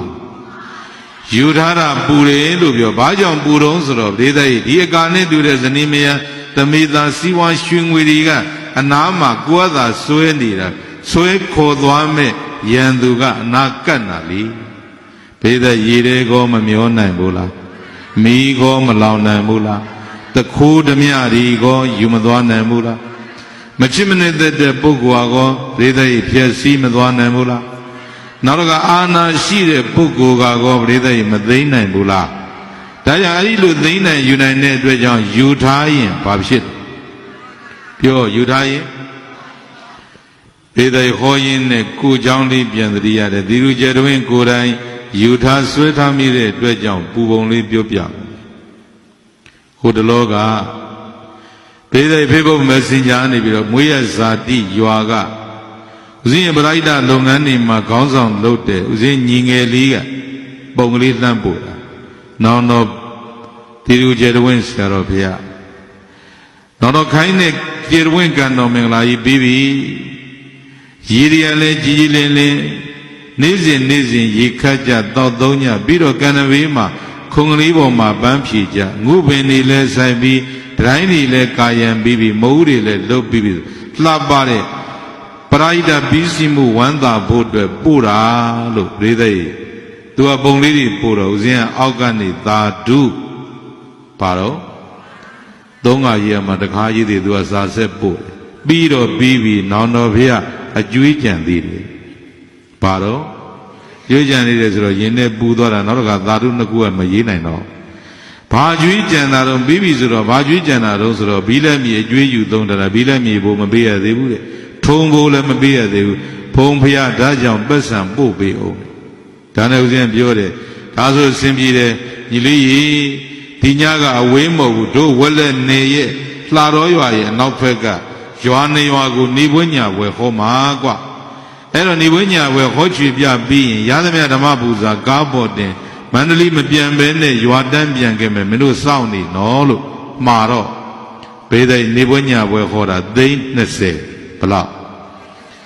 အဲ့တော့30ဒုံလေးကားပေါ်တင်ပြီးတော့ဘေးသိနောက်ပွဲဆိုတော့ည7 နာရီမှာပလင်ဆင်းရအဲ့ဒါ7 နာရီကောင်းပေါင်းလာတာဘေးသာလှတော့ရှိပဲပင်းစင်းဆိုတဲ့ရွာမရောက်ခင်လေးမောင်နှမဲမဲကာမီထိုးလိုက်တော့လမ်းဘေးမှာလူ9ယောက်ဘယ်နှယောက်ဘေးသိဓမီကြီးကောင်းမောတင်တယောက်ကလန်ကြီးကန်တယောက်ကခရင်ကြီးကန်တယောက်ကတရှိကြီးကန်တယောက်ကဓမ္မကန်တယောက်ကတော့ဘေးသိလှီးกว่าလွယ်လေးလွယ်လို့အဲ့ဒါလည်းမြင်လိုက်ကိုဦးဇင်းကြိုးချမ်းသွားကားပေါ်မှာလည်း30ပါတာဟုတ်ဗျာဘေးကကားသမားပြောတယ်တို့သွားပြီဗျာရှေ့အဲ့ဒါသခိုးဓမြဆိုတာအဲ့ဒါပဲတွေ့လာလက်နဲ့ကိုယ်စီနဲ့မင်းမောင်းမပြေးနဲ့နော်နောက်ကငွေတို့ပိုက်တဲ့ကားသမားနောက်ကကားသမားပြောရသေးတယ်ဟေးကောင်အဲ့ပတ်စံလေးကင်ထားဟိုမှာတွေ့လာဓမြသခိုးတွေတို့တတ်တော်မှာငွေလူတော်မှာဒါကြောင့်အသက်တဲ့ဘာမှအရေးမကြီးဘူးကားရက်တာနဲ့မင်းဆင်းပြီးတာနဲ့အဲ့ငွေ30သူတို့ကိုသွားပေးတို့3ယောက်လုံးထိုင်ကြော့ဘာလို့မှပရိသတ်သက်တဲ့ဘာရေးကြီးတယ်အဲ့တော့ထိုင်ကြော့ပြီးတာနဲ့မင်းကဒီ30ကျွန်တော်တို့ပေးပါတယ်ကားပေါ်မှာပါသမျှရှိတာတွေအကုန်ပေးပါတယ်လို့မင်းကပြောလို့ပရိသတ်ပြောတော့နောက်ကငွေထုတ်ပိုက်တဲ့ကားသမားဘုရား30အများကြီးပေးပါနဲ့ဟေးကောင်မနှမျောနဲ့ငါးပါးဆက်လေးမပြတ်ရင်အဲ့ဒါတွေပြန်ရမှာသူ့တရားဟောတာတစ်မျိုးနော်ဒါနဲ့ပြည်သိကာသမားရခိုင်းတဲ့အတိုင်းအဲ့ဒီလူ9ယောက်ရှိလမ်းဘေးမှာပဲကာလိရက်ဦးဇင်းရဲ့ပြည်သိမှန်လေးအသာချတော့လက်နဲ့ကိုယ်စီနဲ့လူ9ယောက်ကလက်လေးချီလို့ဘုံတပည့်တို့ကကြွက်ထိုးတဲ့လူတွေပြည်သိရင်ထဲကိုအေးသွားတာသူ့ဘာသူကြွက်အကောင်တရားထိုးနေကိုမသေးဖို့ရည်ကြည့်တာကြွက်သေးတယ်လူသေးတာမှမဟုတ်တာမအဲ့လိုတွေးမိသေးတာအဲ့တော့ပြည်သိကျေးဇူးတင်တာကြွက်ထိုးတဲ့လူနဲ့တွေ့လို့လူထိုးတဲ့လူနဲ့တွေ့ရင်30ပါမှာတော်သေးဟဲ့ဆိုပြီးတော့နည်းနည်းလေးပရိသတ်ပူသက်သွားတယ်ယူထားရတာကပရိသတ်ကြီးမပူလားဒါစဉ်ပေးရင်ဘာဖြစ်တော့အဲ့ဒီလိုပဲပေးဖို့အတွက်ပရိသတ်ရွာတန်းမောင်းသွားတော့ရွာရောက်တော့မောင်မကြီးသားတွေကပရိသတ်ကြီးဟိုဘုံညက်ပင်အောက်ကနေပြီးတော့လေအမေရင်သွေးချမ်းနဲ့လက်ဖက်ပွဲနဲ့စောင့်နေကြအဲ့ဒါဦးစင်းကားရောက်တော့ကားပေါ်ဆင်းတော့ဘုန်းကြီးနေကောင်းလားမမေးဘုန်းကြီးအချင်းနေကောင်းလားကောင်းမကောင်းမသိ30တော့ရရတာရော့ယူသွားကွာဆိုတော့ဘုန်းကြီးမယူရစေနဲ့ဒီတပည့်တော်အိမ်ကမလုံဘူးတဲ့စိတ်မချတဲ့အတွက်ကြောင့်ဘုန်းကြီးတဲ့ဟောဒီဘုန်းကြီးအိယာဘေးမှာပဲတပည့်တော်ထားခဲ့မယ်မနေ့မှလာယူမယ်ဆိုပြီးတော့30တော်ကြီးခေါင်းဘေးထားခဲ့တာဦးဇင်းအိတ်တော့လေဖြက်ကလေးနဲ့လန့်လို့တာနိုးတိုင်းဒီလက်ကပတ်စံအိတ်ပေါ်ကြီးရောက်ဘေးသိမပူလားယူရာကဘာတော့ပူစရာပေးမှဘာဖြစ် 바리 요다라로 아까 리뷰어 바로 에리에 가고 바리 와이나 연두 뼈 이래고 면나 몰라 미고 말라나 몰라 તકોડમિયા ગાગો મယူနိုင်ဘူးလားမချစ်မနစ်တဲ့ပုဂ္ဂိုလ်ကောမဖြစ်စည်းနိုင်ဘူးလားနောက်ဆုံးအာနာရှိတဲ့ပုဂ္ဂိုလ်ကောသိမသွားနိုင်ဘူးလားဒါဆိုရင်အာနာရှိသူကယန္တုပေါ့ဟုတ်လားကြည်ကြည်ပြောပါဘာဖြစ်ပါဘူးအာနာရှိသူကဘာတော့ပြောမယ်တပတ်ပဲရှိသေးတယ်တက္ကမတရားဦးစင်းစီဖုံးဆက်တာအလွန်ရင်းနှီးပဲသူတို့မိသားစုနဲ့ဦးစင်းတော်ရင်းနှီးတော့သူတို့ရဲ့အိမ်တွင်းရေးတွေသိတယ်စီးပွားရေးကြီးပွားရေးပြည်သက်ကျမ်းမာရေးအစာကုန်သိတော့ဓမ္မဖုံးဆက်တာဖုံးနဲ့အေးတက္ကမဘာတော့ဆိုတော့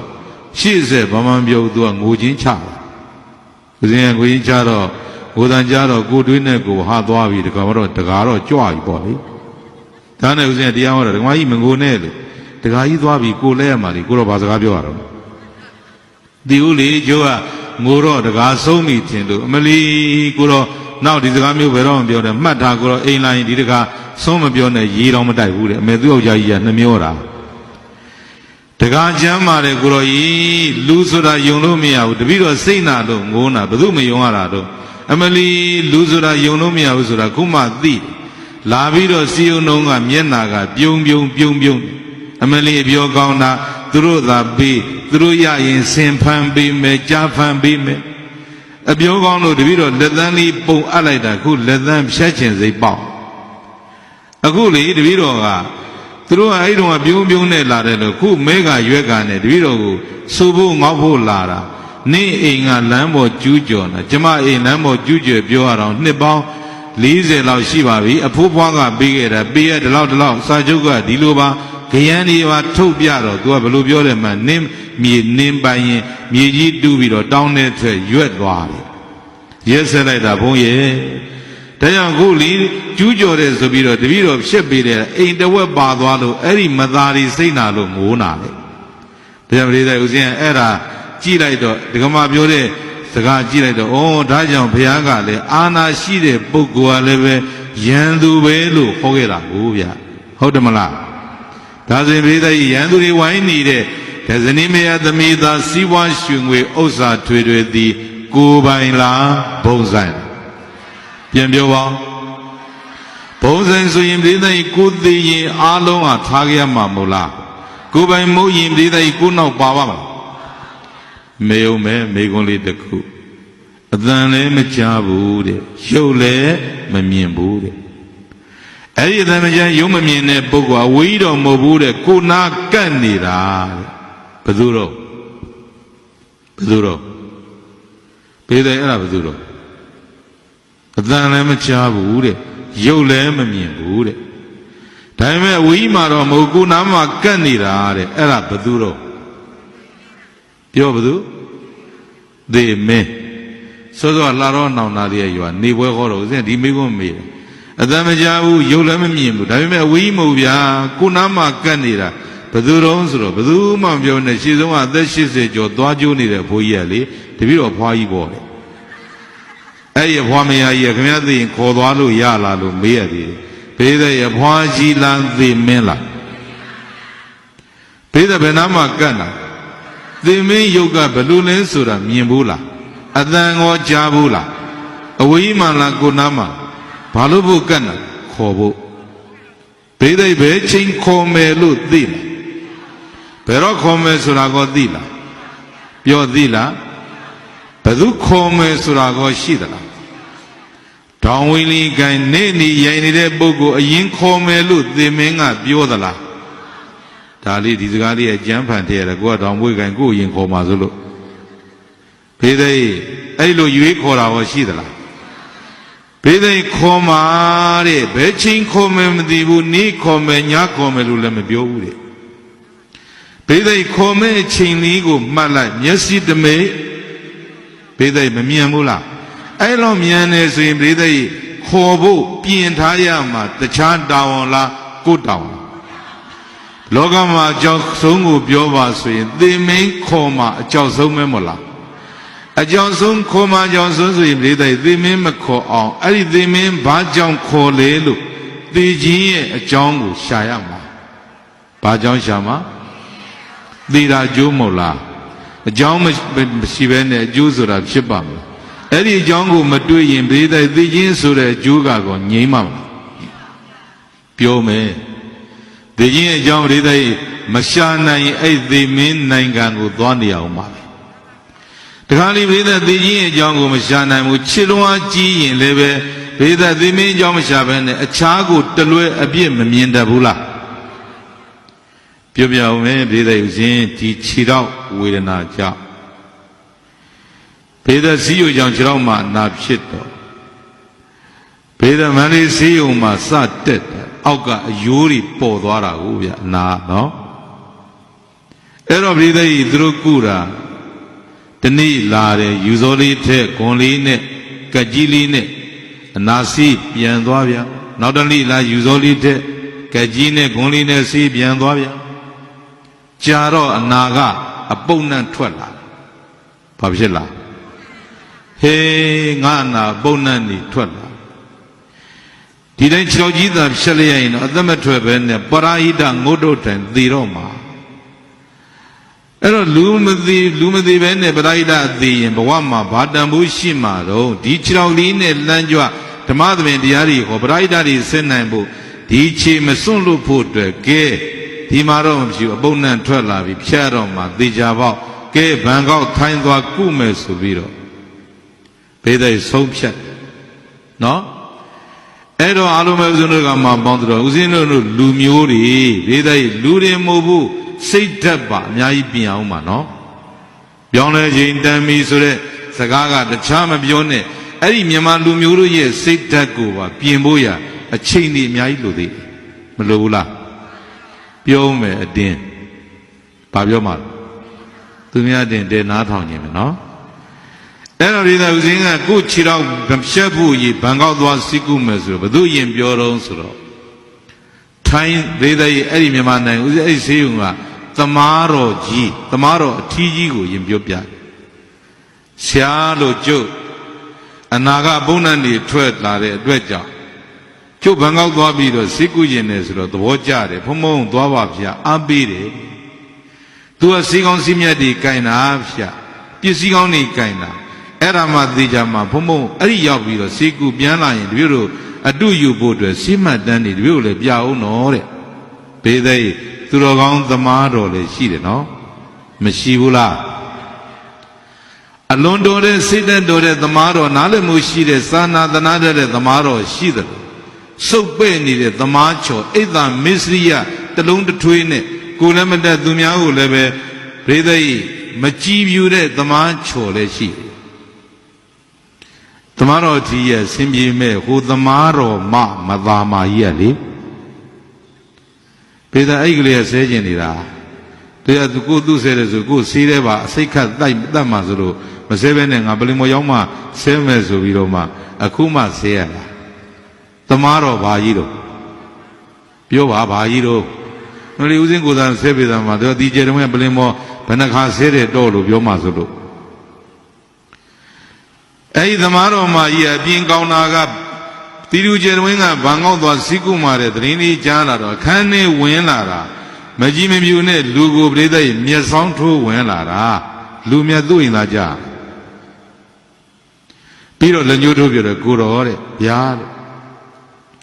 ဘန်ကောက်သွားကုမယ်ဆိုဟုတ်တယ်သွားတယ်မတားဘူးတဲ့မဲသူသားတော့နေရမှာလားကြားလူမြတ်သူကပိုင်စိုးပိုင်နေအဲ့တော့ကိုတော်တခုပြောမယ်တဲ့ထိုင်းသွားထိုင်းရောက်လို့ထိုင်းစီးတွေတောက်ရင်ကိုတော့ကြောက်ကပ်ပြက်မှာဘေးသိကြောက်ကပ်လဲထားမြန်မာပြည်မှာမဟုတ်ဘူးအိန္ဒိယသွားပြီးတော့ဘေးသိကိုယ့်သက်ရှင်ဖို့၍ပြိုက်တဲ့ဆက်ဖို့၍ငွေကြီးဒီအများကြီးကုန်ခံပြီးတော့မှအိန္ဒိယသွားပြီးကြောက်ကအစားထိုးထားတာအဲ့ဒီကိုတော့ကြောက်ကပြက်မှာဆိုတဲ့အဲ့ဒီကောင်မကြီးဘေးသေးပင်လင်ဘေးသိကြောက်ကကုတဲ့သမားတော်ပြောပြန်ပြောပါဦး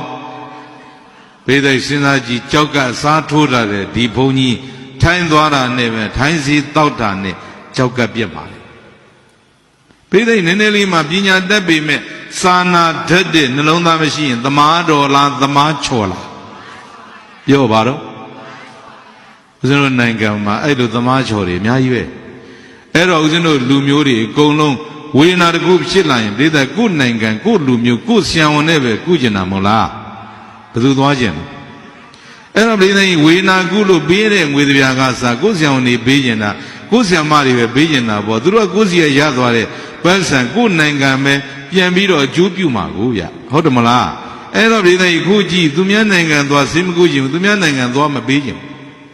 ဒါပေမဲ့ကိုယ်သက်ရှင်ဖို့အရေးကြတော့ပြိတ္တဘယ်သူမှပြီးပါအာကိုပစင်ရိုးပဲပြောပြိတ္တအာကိုသိရင်တော့အသက်နဲ့ရှင်းလာရင်ပြိတ္တဘာလို့ရအာကိုอ่ะပြောဘာလို့ရတော့ပြိတ္တအဲ့ဒါကိုစာနာနားလေတတ်တဲ့နှလုံးသားရှိဖို့မလိုဘူးလားဒါနဲ့ပဲပြိတ္တမကြည့်မပြူဘယ်နဲ့ပဲစိတ်ဝင်ဆင်းခွင့်ပြုပြီးတော့ဦးဇင်းထိုင်းရောက်တော့ပြိတ္တဒီအနာကထိုင်းမှာ2လမြန်မာပြည်မှာ3လ5လစိတ်ဝင်တဲ့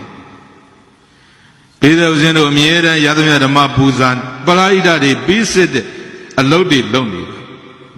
ရှိုံမှာ9လကြာစီကုရသမျှဓမ္မပူဇာတွေကပရိဒတ်အတွက်မဟုတ်ဘဲနဲ့ပေဒဒီခြေတော်တင်းပဲထည့်ရတာသိန်း900ကုန်သွားတယ်ဘလောက်ဦးဇင်းကကားတစ်စီးကုန်သွားတယ်လို့တခါမှမတွေးမိဘူးပေဒဩစာသင်ကျောင်းလေး3လုံးလောက်ဒီခြေတော်ထဲဝင်သွားတာ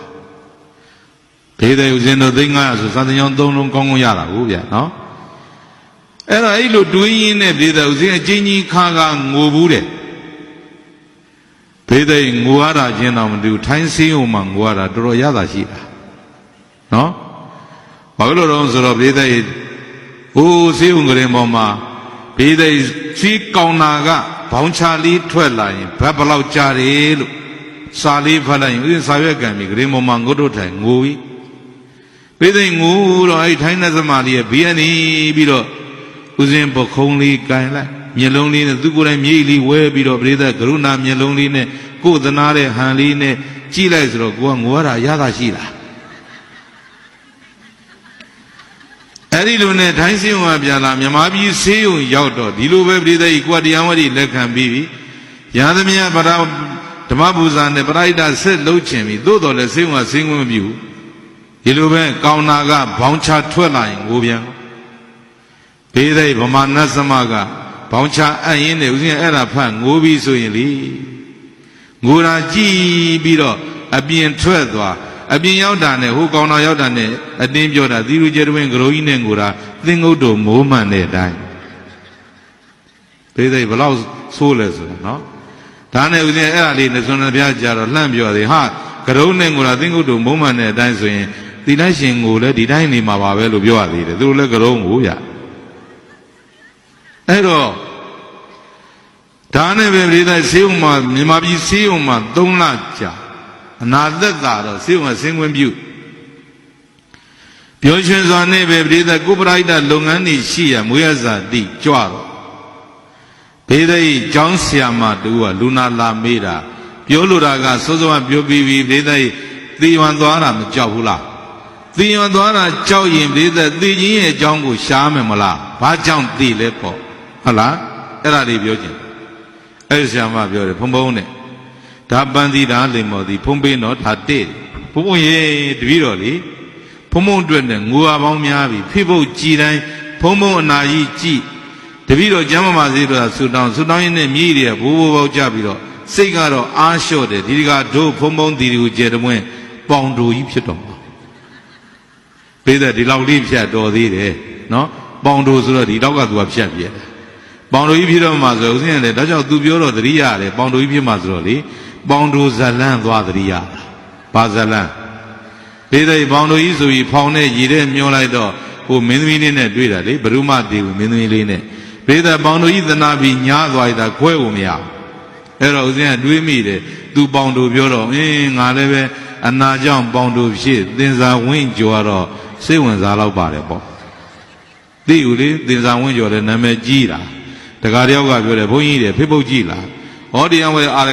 ခါတော့ဖေးပုတ်လေးပါလေကြည့်တာပေါ့ကွာလို့ဆိုအဲ့ဒီဖေးပုတ်ထဲမှာသင်္စာဝင့်ကြော်ပုံပေါ်လာရင်ဘုန်းကြီးမျက်လုံးမိတ်ထားနော်တဲ့ဘာဖြစ်လို့လဲဆိုတော့မိတ်ထားဆိုမိတ်ထားပါဆိုတော့ဘာဖြစ်လို့တော့ဇန်လျှောမှဆိုလို့တဲ့ကိုယ်တကာတွေသင်္စာဝင့်ကြော်ပုံမြင်ဘူးလားဟမ်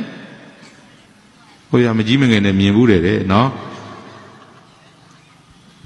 အဲ့တော့ပြည်သေးအဲ့ဒါလေးပြောလို့ခုလည်းဦးဇင်းအဲ့ဒါသွားသတိရတာအဲ့ပြီးတော့မှအိဆရာမဘုန်းကြီးတဲ့ဒါကြောင့်ဘုံဘုံကိုအသက်ရှိစေခြင်းနဲ့ပရိဒတ်ကျေတော်ဝင်တနေ့လုံးကအားကိုးတာလေဒါကြောင့်ဘုံဘုံအသက်ရှိစေခြင်းလို့ဘုန်းကြီးရှောင်ရမယ့်ကိစ္စပြောမလို့ပြောဆရာမဘာရှောင်ပါပြောပါဘာရှောင်မှာတော့ဆိုတော့ရေခဲရေမတောင်းဘူးဆရာမခုနကနှစ်ခွက်တော့ရေသေးပါဘူးလို့မတောင်းနဲ့ဆိုဘုံမတောင်းနဲ့တဲ့မတော်တဆရေခဲရေအသက်တောက်လျှောက်အသက်ပါသွားတတ်တယ်ဘုံဘာသိလို့တော့တပည့်တော်ရေခဲရေအားစိတ်နာတာတပည့်တော်အသက်ခွဲသွားတာရေခဲရေပေါ့တယ်ဘာဖြစ်လို့တော့ဆရာမမောင်လေးမင်းသွေးသေးတာရေခဲရေကြောင်းတယ်မသာမလေနှာကိစ္စနဲ့သိချင်းအကြောင်းရေခဲရေသွားပြစ်တင်နေတာနော်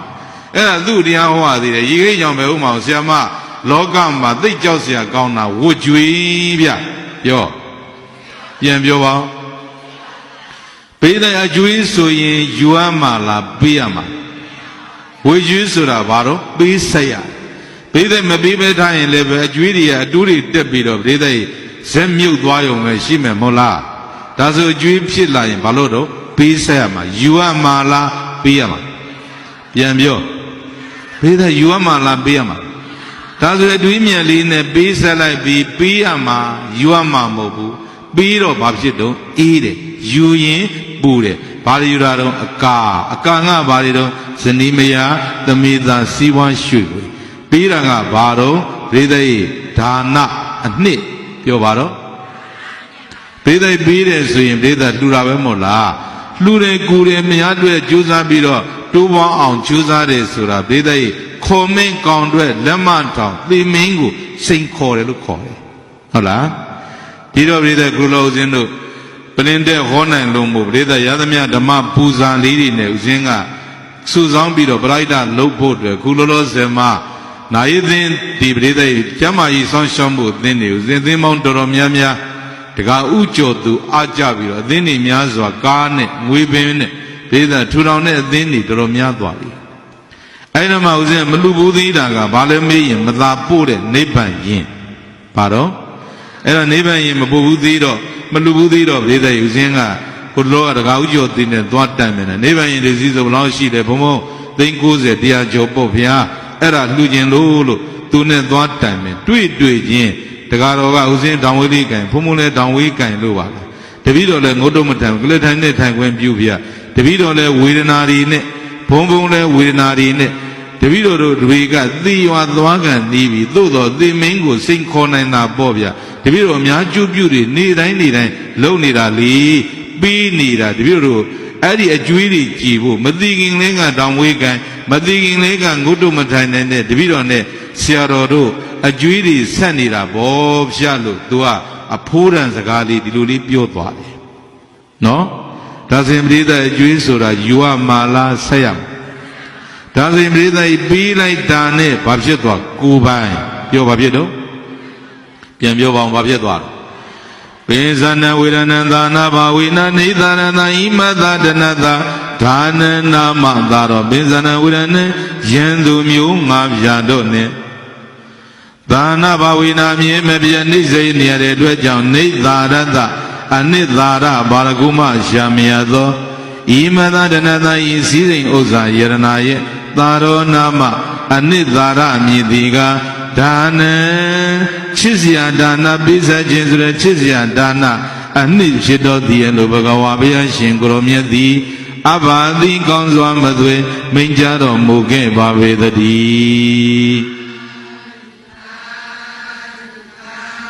ဆုလိုက်ကားရဲမှာအနိရှာမပ္ပါဒါနပဲဆုလိုက်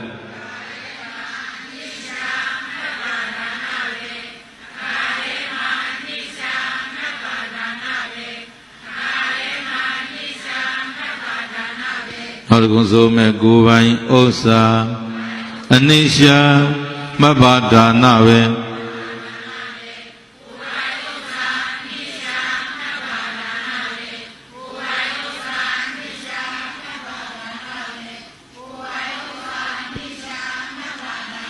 ဒီသိဇနီးမယသမီးသာဇီးပွားရွှေငွေဥစ္စာတွေကဘုံဆိုင်လားကိုယ်ပိုင်လား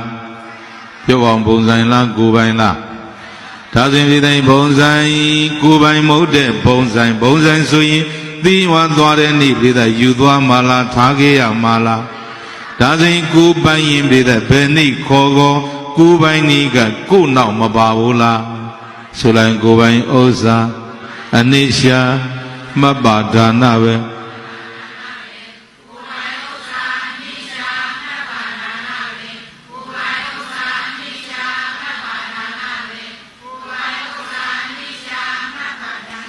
ဒါဆိုရင်ကိုယ်ပိုင်ရင်ကိုယ်နောက်ပါပြီဆိုရင်သင်မင်းသီဝံသွားတဲ့နေ့သင်မင်းခေါ်တဲ့နေ့ပြုံးရွှင်သူ့နောက်ကိုမလိုက်နိုင်ဘူးလားနောက်တော့ငါပြိဿအဲ့ဒီလိုပြိဿကြီးပြီးဆက်တဲ့ပရိဒအတွေးမြတ်တည်ဖြင့်ပြီးနေတဲ့ပုဂ္ဂိုလ်သည်ပြန်မဲ့တနည်းအတွက်အာလုံးကပြိဿကြီးလွမ်းကြံရစ်မှာဘာလို့မပြိဿကြီးအဖို့တန်စကားလေးတစ်ခုပြောပြအဖို့တန်စကားလေးတစ်ခုပြောပြအဲ့ဖို့တန်စကားကဘာကြောင့်ဖို့တန်တာလဲမေးရင်အမျိုးမှန်တဲ့ကဘာကျော်တီရီကိုဆရာတော်ကြီးရဲ့စကားမို့ပါဟုတ်လားပေတဲ့ဟိုတလုံးကဥစဉ်ထိုင်းကိုဓမ္မခီးကြွတော့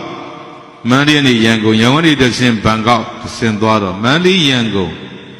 ဝေဟင်လင်ခီးမှာလင်းပေါ်မှာဘယ်သူနဲ့တွေ့တော့ဆိုတော့ဒီလူကျဲတဝင်းတို့ရဲ့ဖခင်ဒီတကူရှင်ဒိဋ္ဌတို့ရဲ့ဖခင်ဒီနေ့သံလျင်မှာပဲထီထီမာမာဒီတကူကဗုဒ္ဓတက္ကသိုလ်တီထောင်တော်မူတယ်ဥစဉ်ရဲ့ညီတော်ဒီတကူတီးအရှင်တီးညာနာဘိဝန္တာလေးတို့ရဲ့ဖခင်ပေါ့ဒီလူသားသမီးအားလုံးတို့ရဲ့ဖခင်ကဘာကျော်ဒီလူဆရာတော်ကြီးနဲ့လေရင်ဝေဟင်ပေါ်မှာတွေ့ဆရာတော်လေရင်ပေါ်ရင်ရောက်စဉ်လေရင်ပေါ်မှာတက်သွားတော့ဒေါင်ဝေးလေးရဲ့တစ်ဖက်လေရင်မောင်ကပြိဿဥစဉ်ကိုဘယ်ဘက်လက်မောင်ကိုင်းနင်းနဲ့ရန်မျက်နှာငယ်လေးနဲ့တက်သွားတာမြင်တဲ့ဖခင်ဒီလူဆရာတော်ကထိုင်ကောင်းနေငုတ်တုတ်ထိုင်ရင်းနဲ့ဟေးကျေလေးမကြွေသေးနဲ့နော်ဗါတဲ့ပေးတဲ့ဖိုးမတန်ဘူးလားဟေးကျေလေးမကြွေသေးနဲ့နော်လာမင်းဒီနာထပေးတဲ့ဖခင်သားလေးကိုလေထိုင်လိုက်တော့ဇင်းတောင်ဝေးလေးရဲ့ခုံကလေးမှာလူလေးထောင်ထားတော့ဆရာတော်ဘာပြောလို့ဆိုတော့တောင်ဝေးလေးကန်ပြီးတော့ငါမှာ82နှစ်တောင်ဝေးမကန်ရသေးဘူးမင်းရဲ့အသက်ကလေး50နှစ်တောင်ဝေးလေးကန်နေရိုင်းနေမြင်းငယ်လေးနဲ့တပည့်ကြီးဖုံးဖျားဆိုတာဘယ်လိုလောကရန်နဲ့ကြုံပြုံးထားရမှာကွာဘာလို့မှာပြောဘာလို့မှာနာကျင်တဲ့ဝေဒနာတစ်ခုကိုတရားဟောတရားအသိလေးနဲ့ဖြည့်ညှိဖို့ဆိုရင်နာကျင်တဲ့ဝေဒနာနဲ့ပဲဆရာကြီးငယ်ပြီးတော့ငါတော့သွားပြီလို့မင်းမျက်နှာငယ်လေးနဲ့မနီနဲ့လက်မလေးထောင်ပြီးတော့ပရိလိကံပရိစိတ်ဆန်းกว่าနာကျင်တဲ့ဝေဒနာခံစားပြီဆိုရင်ဘယ်လိုသိရမှာတော့ဆိုတော့ခန္ဓာသမန်ဒုက္ခပြောပြန်ပြောပါဦးဘယ်နဲ့ဆင်းရဲပေါင်းမြောင်များစွာနဲ့မှာခန္ဓာဆင်းရဲနဲ့တူတဲ့ဆင်းရဲမျိုးနောက်တစ်ခါဗျိုင်းတူရှိသလားဘယ်နဲ့ခန္ဓာဆင်းရဲသည်အဆင်းရဲဆုံးအဲ့ဒါခန္ဓာရရင်ဝေဒနာရသည်ခန္ဓာသည်ဆင်းရဲတယ်လို့အဲ့ဒီလိုလေမင်းလက်ကဲပရိကံပြီးတော့စိတ်ရင်နာကျင်မှုဝေဒနာတွေဘေဒတရားနဲ့ဖြီးတာပေါ့ဒါကြောင့်ပရိကံဖပြောပါခင်တော့ပြီးတော့မှဘေဒဘခင်ဒီတို့ကဘာဆုံးမပြန်တော့ဆိုတပည့်ကြီးတောင်ဝိကံတဲ့ဆိုပြီးတော့အာမငင်နဲ့ဒီရွယ်နဲ့ဒီလိုဖြစ်တာလောကမှာသိကြောက်စရာကောင်းတာရှောင်တိန်လို့မရတာဝကြွေกว่าဗါတဲ့အကြွေဆိုရင်ဒီတိုင်းမနေနဲ့နာဘယ်တော့ပဲဝေနာပစ္စည်းအသက်မထွက်သေးတော့အဲ့ဒီအကျွေးကိုကြည်အောင်ဆက်သွားမှာပေးသွားမှာဘာလို့မှာတော့ပေးသွားရမှာပြောဘာလို့မှာတော့အဲ့တော့အဲ့လိုပေးဖို့အတွက်တပည့်ကြီးမင်းအသက်ကလေးတော့ရှည်အောင်နေပေးအောင်ပါအသက်ကလေးရှည်ပေးအောင်နေရှည်အောင်နေပေးအောင်ဆိုတော့အသက်ရှည်သည်၍ဝေပေးဖို့ပြောဘေးသက်သက်ရှည်သည်ဘာလို့ဖို့ကာမဂုဏ်ခံစားဖို့လားဝေဖို့လားဒါဆိုရင်ကိုယ့်ရဲ့သက်တမ်းမှုရှိရင်ဒေသကြီးပြီးနေတဲ့လက်ကလေးနဲ့ဘဝမှာနှိမ့်မြုပ်ထားမယ်ဆိုရင်ဒီအသက်ရှိနေတာတန်ဖိုးမရှိဘူးလားဒေသကြီးဖိုးမတန်ဘူးလားအဖို့တန်တဲ့မျိုးမှန်တဲ့စကားတွေဒီလိုပြောတတ်လို့လဲဒေသကြီးကဘာကြော်တာလေဟုတ်တယ်မလားနောက်တစ်ခါဖခင်ဒီကဘာပြောလို့ဆိုတော့ဘယ်နေရာသွားလူဆိုတာဘုန်းကြီးဆိုတာ chia jang on lo are ba jang pian pyo ai chia jang long nai ne poggo pian ne ni a long ka luan jan yit ma ba lo ma ai ro nga ro khu ma Russia ka ne pi ro Shri Gong Bozan tu te pho twa pani yai pian la da kwa ai di naingan ma le do a Buddha Bada Tadana Phaya te pi ro ma sai thu da ho America ma le Shri Gong Bozan tu thi de Theravada chaung ni ti sao ko naingan myet si siu ni ti sao ne nga ka ka ba na swan nai themya pi sat ni da luan jan yi aung lou ni da ba jan yi aung ke nga tpi pyo sam maung main ko ba law luan jan aung lou nai mi lo so sa ro lo tpi ro ywa li ya ro luan jan law pi phya tro li pi tha la yuan jan aung lou yin ne lan luan jan aung lou pi ro naingan luan jan aung lou ko swan nai themya ko tain pamana ne chin nan swa phyin pi sat ni de lou yin a long ka luan jan yit maဟုတ်တယ်မလားအဲ့ဒါလမ်းကျင်ရင်အောင်ပြီးဆက်กว่าပြီးဆက်ဖို့အတွက်ကမနဲ့မိုးလင်းတာနဲ့အတွေးမြက်ကလေးတွေးရတယ်ဘာတော့အတွေးကောင်းတွေးမှအဘေးကောင်းပေးမှပြောမိုးလင်းတာနဲ့တွေးကောင်းတွေးလိုက်ဘာတွေးရမှာလဲမြင်သမျှကြည့်ပြီးတော့ကိုယ်ပိုင်နဲ့ဘုံဆိုင်ပြောဘေးတဲ့ဘာနဲ့ပါဘုံဆိုင်ဆိုရင်ဘေးတဲ့ကြီးကိုယ်ပိုင်မှမလားကိုမမှန်ရင်ကိုနောက်ပါပါမလား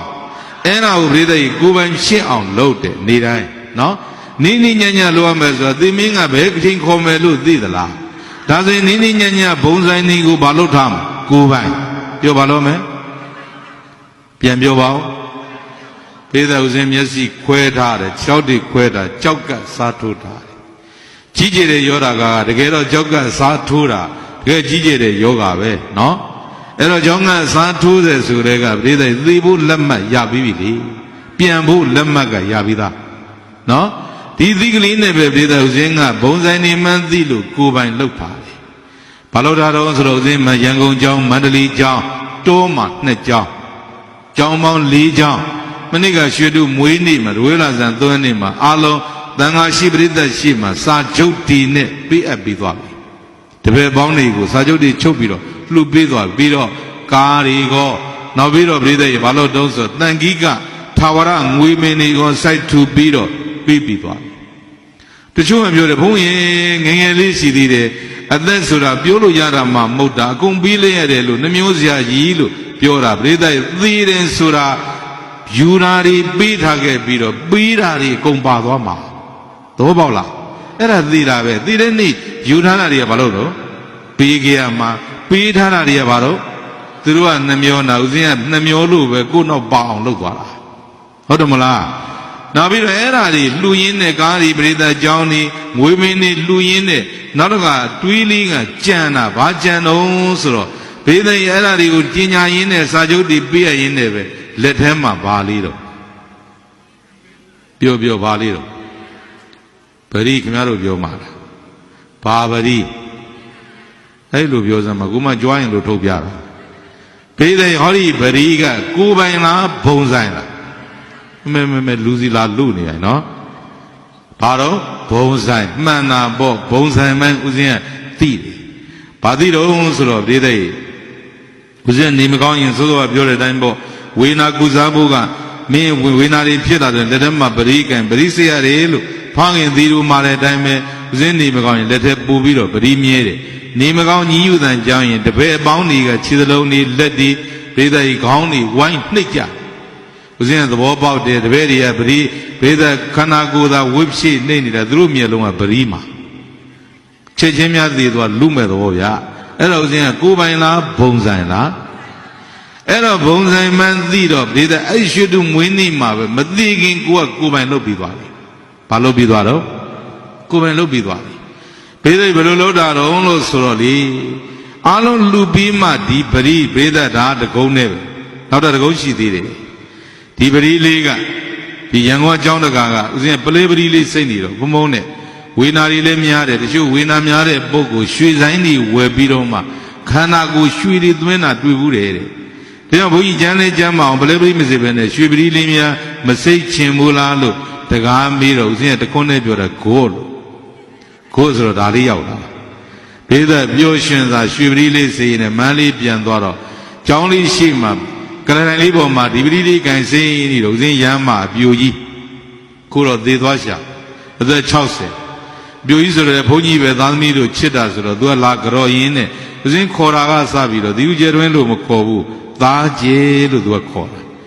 ငါသားကျဲဒီမှာပတိလေးစိတ်နာရွှေပတိလေးမလီကိုလုံးကြီးနဲ့ပရိသေးလေးနဲ့မလိုက်တာရွှေပရိကုန်းကြီးအကြီးကြီးများမြည်လို့ခြင်းမူလားဆိုတော့ဦးဇင်းကတခွန်းနဲ့ပြောတယ်ကိုလို့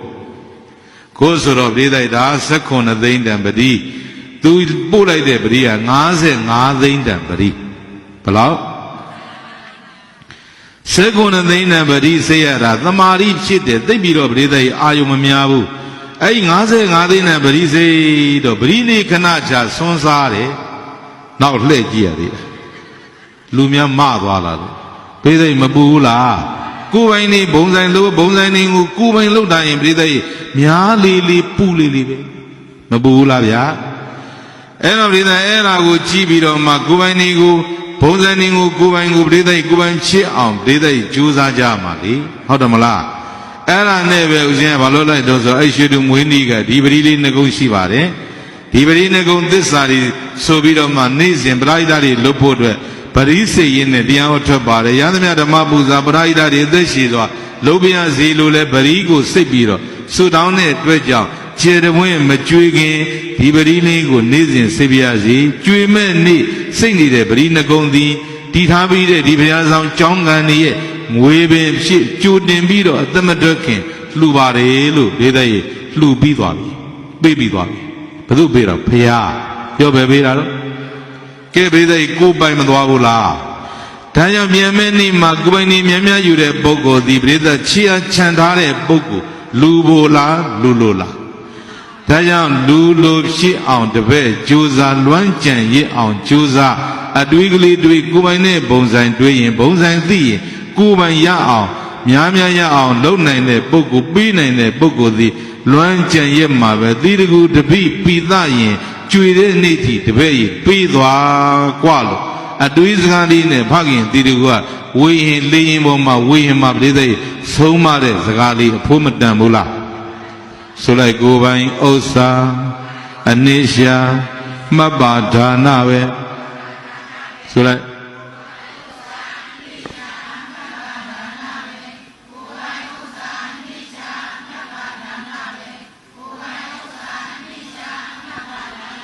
ဘေဒိသနိမယသမိသစီးပွားရွှေငွေဥစ္စာတွေကကိုယ်ပိုင်လားပုံဆိုင်လားစီးစိမ်လားမီးရှိန်လားဘေဒိမီးရှိန်ဟတ်တော့မပူလားအဲ့ဒီပုံဆိုင်นี่ကိုယ်ပိုင်လို့သတ်မှတ်ဘေဒိယူမပေးဘဲနဲ့ယူထားရင်ပူတယ်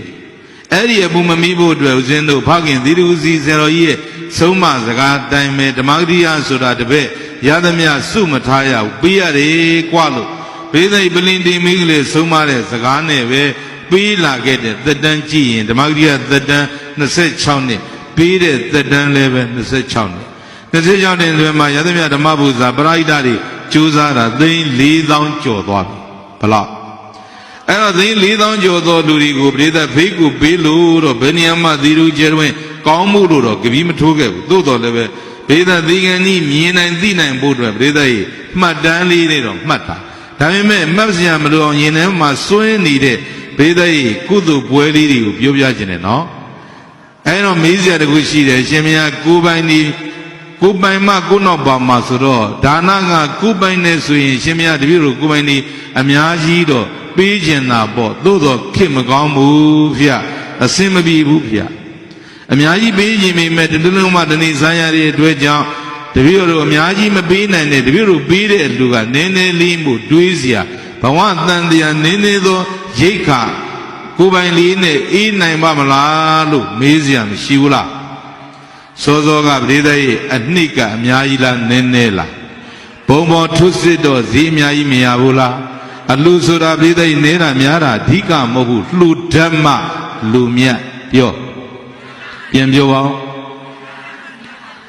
မိခင်တယောက်ကသမီးလေးကိုပြောတယ်ငါသမီးရေဧည့်သည်တွေလာနေပြီသမင်းကျွေးလိုက်ဘာကျွေးသမီးသမင်းမကုန်အောင်ကျွေးနော်ဗါတဲ့ သမီးလေးပဲအမေရဲ့အမေသမီးကတကူရှင်ဖန်ဆင်းရှင်မဟုတ်ဘူးအမေ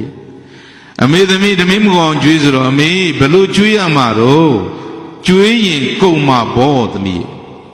ဘယ်လိုကျွေးရမှာတော့လို့ပြောတော့ဘယ်လိုများကျွေးရမှာလဲမေရဲ့လို့ပြိဿကြီးဒီလိုလေးပြောလိုက်တော့လေ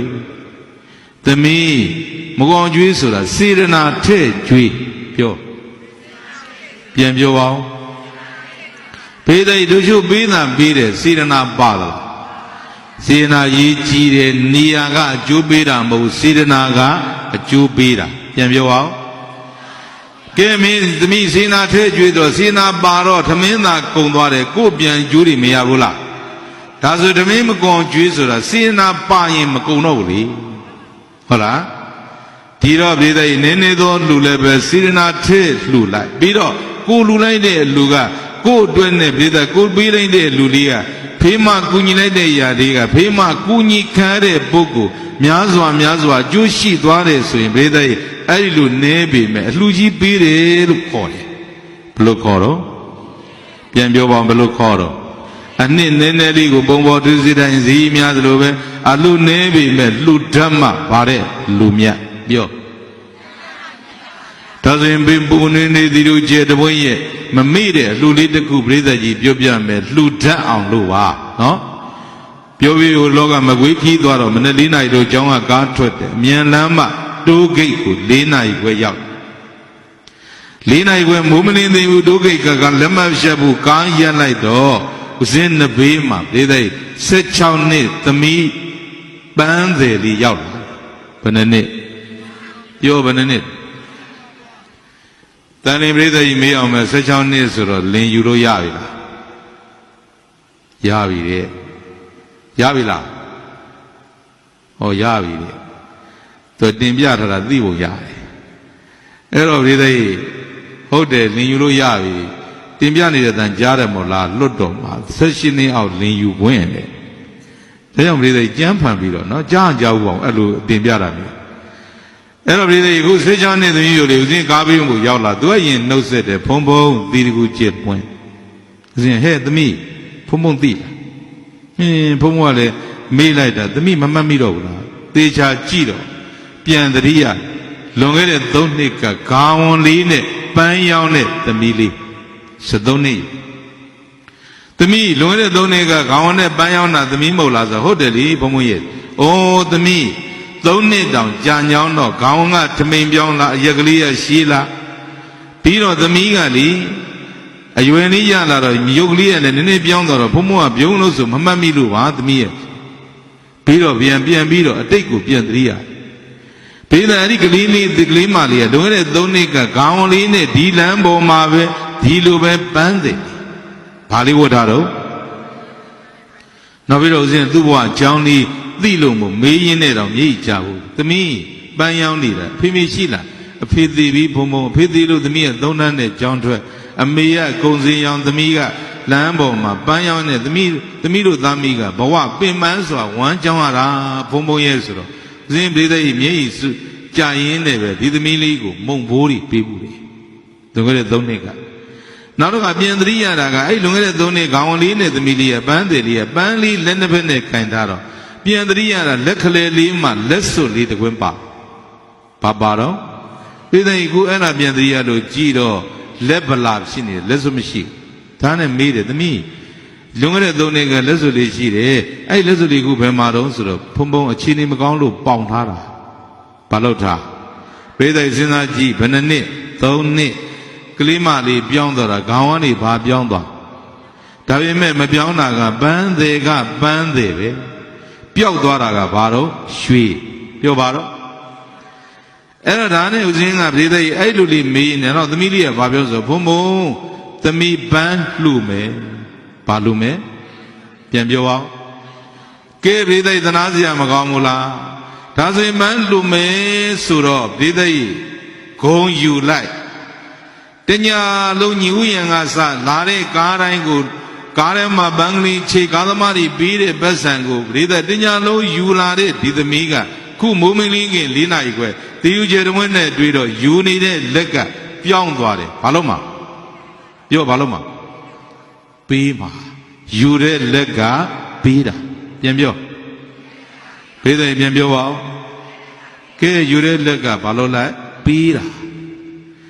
ဒါဆိုရင်ပြိဿပြောမိမိယူနာကဘာတော့ပူတယ်ပေးတာကအေးတယ်ဒါဆိုရင်ဒီကလေးမှတန်ဖိုးထားနိုင်အောင်ပြိဿဘာမှလေးတော့ဗုဒ္ဓဘာသာပြောယူရင်းလက်ကချက်ချင်းပြောင်းသွားတယ်ပေးတယ်အဲ့ဒါဘာဘာသာတော့ဗုဒ္ဓဘာဒါဆိုရင်ဦးဇင်းတို့ပြိဿဒီအာနုံဘလောက်ပဲမွန်ပဲဘလောက်ပဲစင်းရဲတို့သည်အထွတ်မြတ်ဆုံးဗုဒ္ဓဘာသာကိုပြိဿခေါင်းပေါ်မှာတင်ပြီးတော့ဗုဒ္ဓဘာသာအယူဝါဒရှိရတဲ့လူမျိုးတစ်ခုဖြစ်ရတယ်ဆိုတာကိုပြိဿဂုဏ်ယူလိုက်ဟုတ်လားဂုဏ်ယူလိုက်အဲ့ဒါလေးပြိဿတွေးလိုက်ဂုဏ်ယူစရာလေးရဲ့အဲ့ဒါလေးပါပြီးတော့ဇင်တွေးမိတယ်ဘာဆက်တွေးတော့လို့ဆိုတော့ပြိဿဒီကလေးမလေးကအခုပေးတာကရှိလို့လားသိလို့လားပြိဿရှိသလားအသိရှိတာလဲဘာဘာသာတော့ဗုဒ္ဓဘာသာပြန်ပြောတဲ့အားလုံးသောသူတို့ကမှပေါင်းသူတို့ကောင်းနေဘာသာပေါင်းစုံညီညွတ်ရင်းဆိုတဲ့စကလုံးကိုပြိဿဒီသူတို့ကျေတော်လက်ခံပါညီညွတ်ချင်ပါတဲ့ရံဖြစ်ခြင်းဘယ်ဘာသာနဲ့ဖြစ်ဖြစ်ညီညွတ်စွာနေခြင်းပါလေရံဖြစ်ခြင်းရံဖြစ်တာဒေါသနဲ့သိရင်ဘုရားကအပေသွားမယ်လို့မဟုတ်ဘူးလားဒါကြောင့်ညီညွတ်ခြင်းပါလေသို့တော့ဘေးသိဘာသာပေါင်းစုံညီညွတ်ရင်းဆိုတဲ့စကားလုံးကိုသုံးပြီးတော့စတိတ်စင်ပေါ်မှာခုံနေတန်းချပြီးတော့ဘာသာကြားနဲ့ဒီဘုန်းကြီးတွေအတူရှင်ပခုံးကြီးရှင်တွဲထိုင်ပြီးတော့ပခုံးဖက်လို့ဖြစ်ပါမယ်အဲ့ဒီလိုတော့ဘာသာဆိုတဲ့စကားလုံးသုံးပြီးတော့တန်းညှိတာကိုတော့ဘေးသတိလူကျေတွင်လက်မခံသလိုဘေးသိသန်လင်ပြိဿကြီးလည်းလက်မခံသင်ဘူးနော်ခေါင်းထဲမှာဘာသာကိုဘာသာကိုတန်ဖိုးထားတတ်ဖို့ပြိဿကြီးပြောတာပါဟုတ်လားနောက်တစ်ခါဘာသာနဲ့ပတ်သက်လာလို့ရှိရင်ရေရင်ဝုံပြောရရမယ်ရေရင်ဝုံကန့်ကွက်ရရမယ်ရေရင်ဝုံဆူရရမယ်ကိုဘာသာထီလို့မားနေလို့အမှန်ကိုပြောတာကိုပြိဿကြီးဖမ်းကျင်ဖမ်းသက်ချင်သက်ပြိဿထောင်ချခြင်းချပြိဿအဲ့ဒါလေသာသနာဘာသာကိုချစ်တယ်ဆိုရင်ပြိဿရေဝုံခံရရမှာပေါ့ဟုတ်တယ်မလားဒါဆိုရင်ပြိဿနန်းကြီးတာလက်မခံနိုင်ဘူးဆိုတာပြိဿစဉ်းစားကြည့်စိတ်စင်ပေါ်မှာထိုင်ကုန်တူချပခုံးဖက်ထိုင်ရအောင်ကအဲ့ဒီဘာသာကသတ်တဲ့ဘာသာဘာသာတော့ဒီဘာသာကသတ်တာရှောင်ရမယ်ပါဏာတိပါဏဝေရမဏိသိက္ခာပုဒ်နဲ့ဘုရားကအထူးပြညတ်ခဲ့တဲ့ဘာသာသတ်သူနဲ့သတ်တာရှောင်သူပြိဿပခုံးကြီးရှင်လို့ရပါမှာ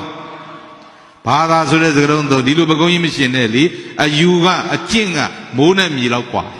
ဟုတ်တယ်မလားလင်္ကလူစာနဲ့ကားပဲခွေးဘလူနဲ့ကားပဲကားဆိုပြီးတော့မှဈေးချင်းကိုအတူထားသလားပြိဿကြီးမိုးနဲ့မြေလောက်กว่าတယ်လေအဲ့တော့ဘာသာအတူထားပြီးတော့မှအဲ့လိုယုံပြီးတော့ပြိဿအကျိတ်မခံတယ်ဟာဒီတဲ့ဆိုတာငါပြိဿဘာသာကျစရိတ်စင်တင်အောက်ကကွင်းလေးတွေအောက်ကထိုင်နေဆိုရင်ကိုယ်ဘာသာကိုပြိဿကြီးမျိုးဘာမြောင်းနဲ့ထည့်ပြီးတော့အဲ့ဒါပြိဿသာသနာပြုတာမဟုတ်မျိုးဖြစ်တယ်သာသနာဖြစ်တယ်လို့ခေါ်တယ်အဲ့ဒါမျိုးကိုပြိဿကြီးလူရှင်ရန်တွေလက်ခံလို့မဖြစ်ဘူးလေဟုတ်တယ်မလားဘာချစ်တာတော့ဘာသာချစ်တဲ့မြမလူမျိုးအဲ့လိုရှိရတယ်ဟုတ်တယ်မလား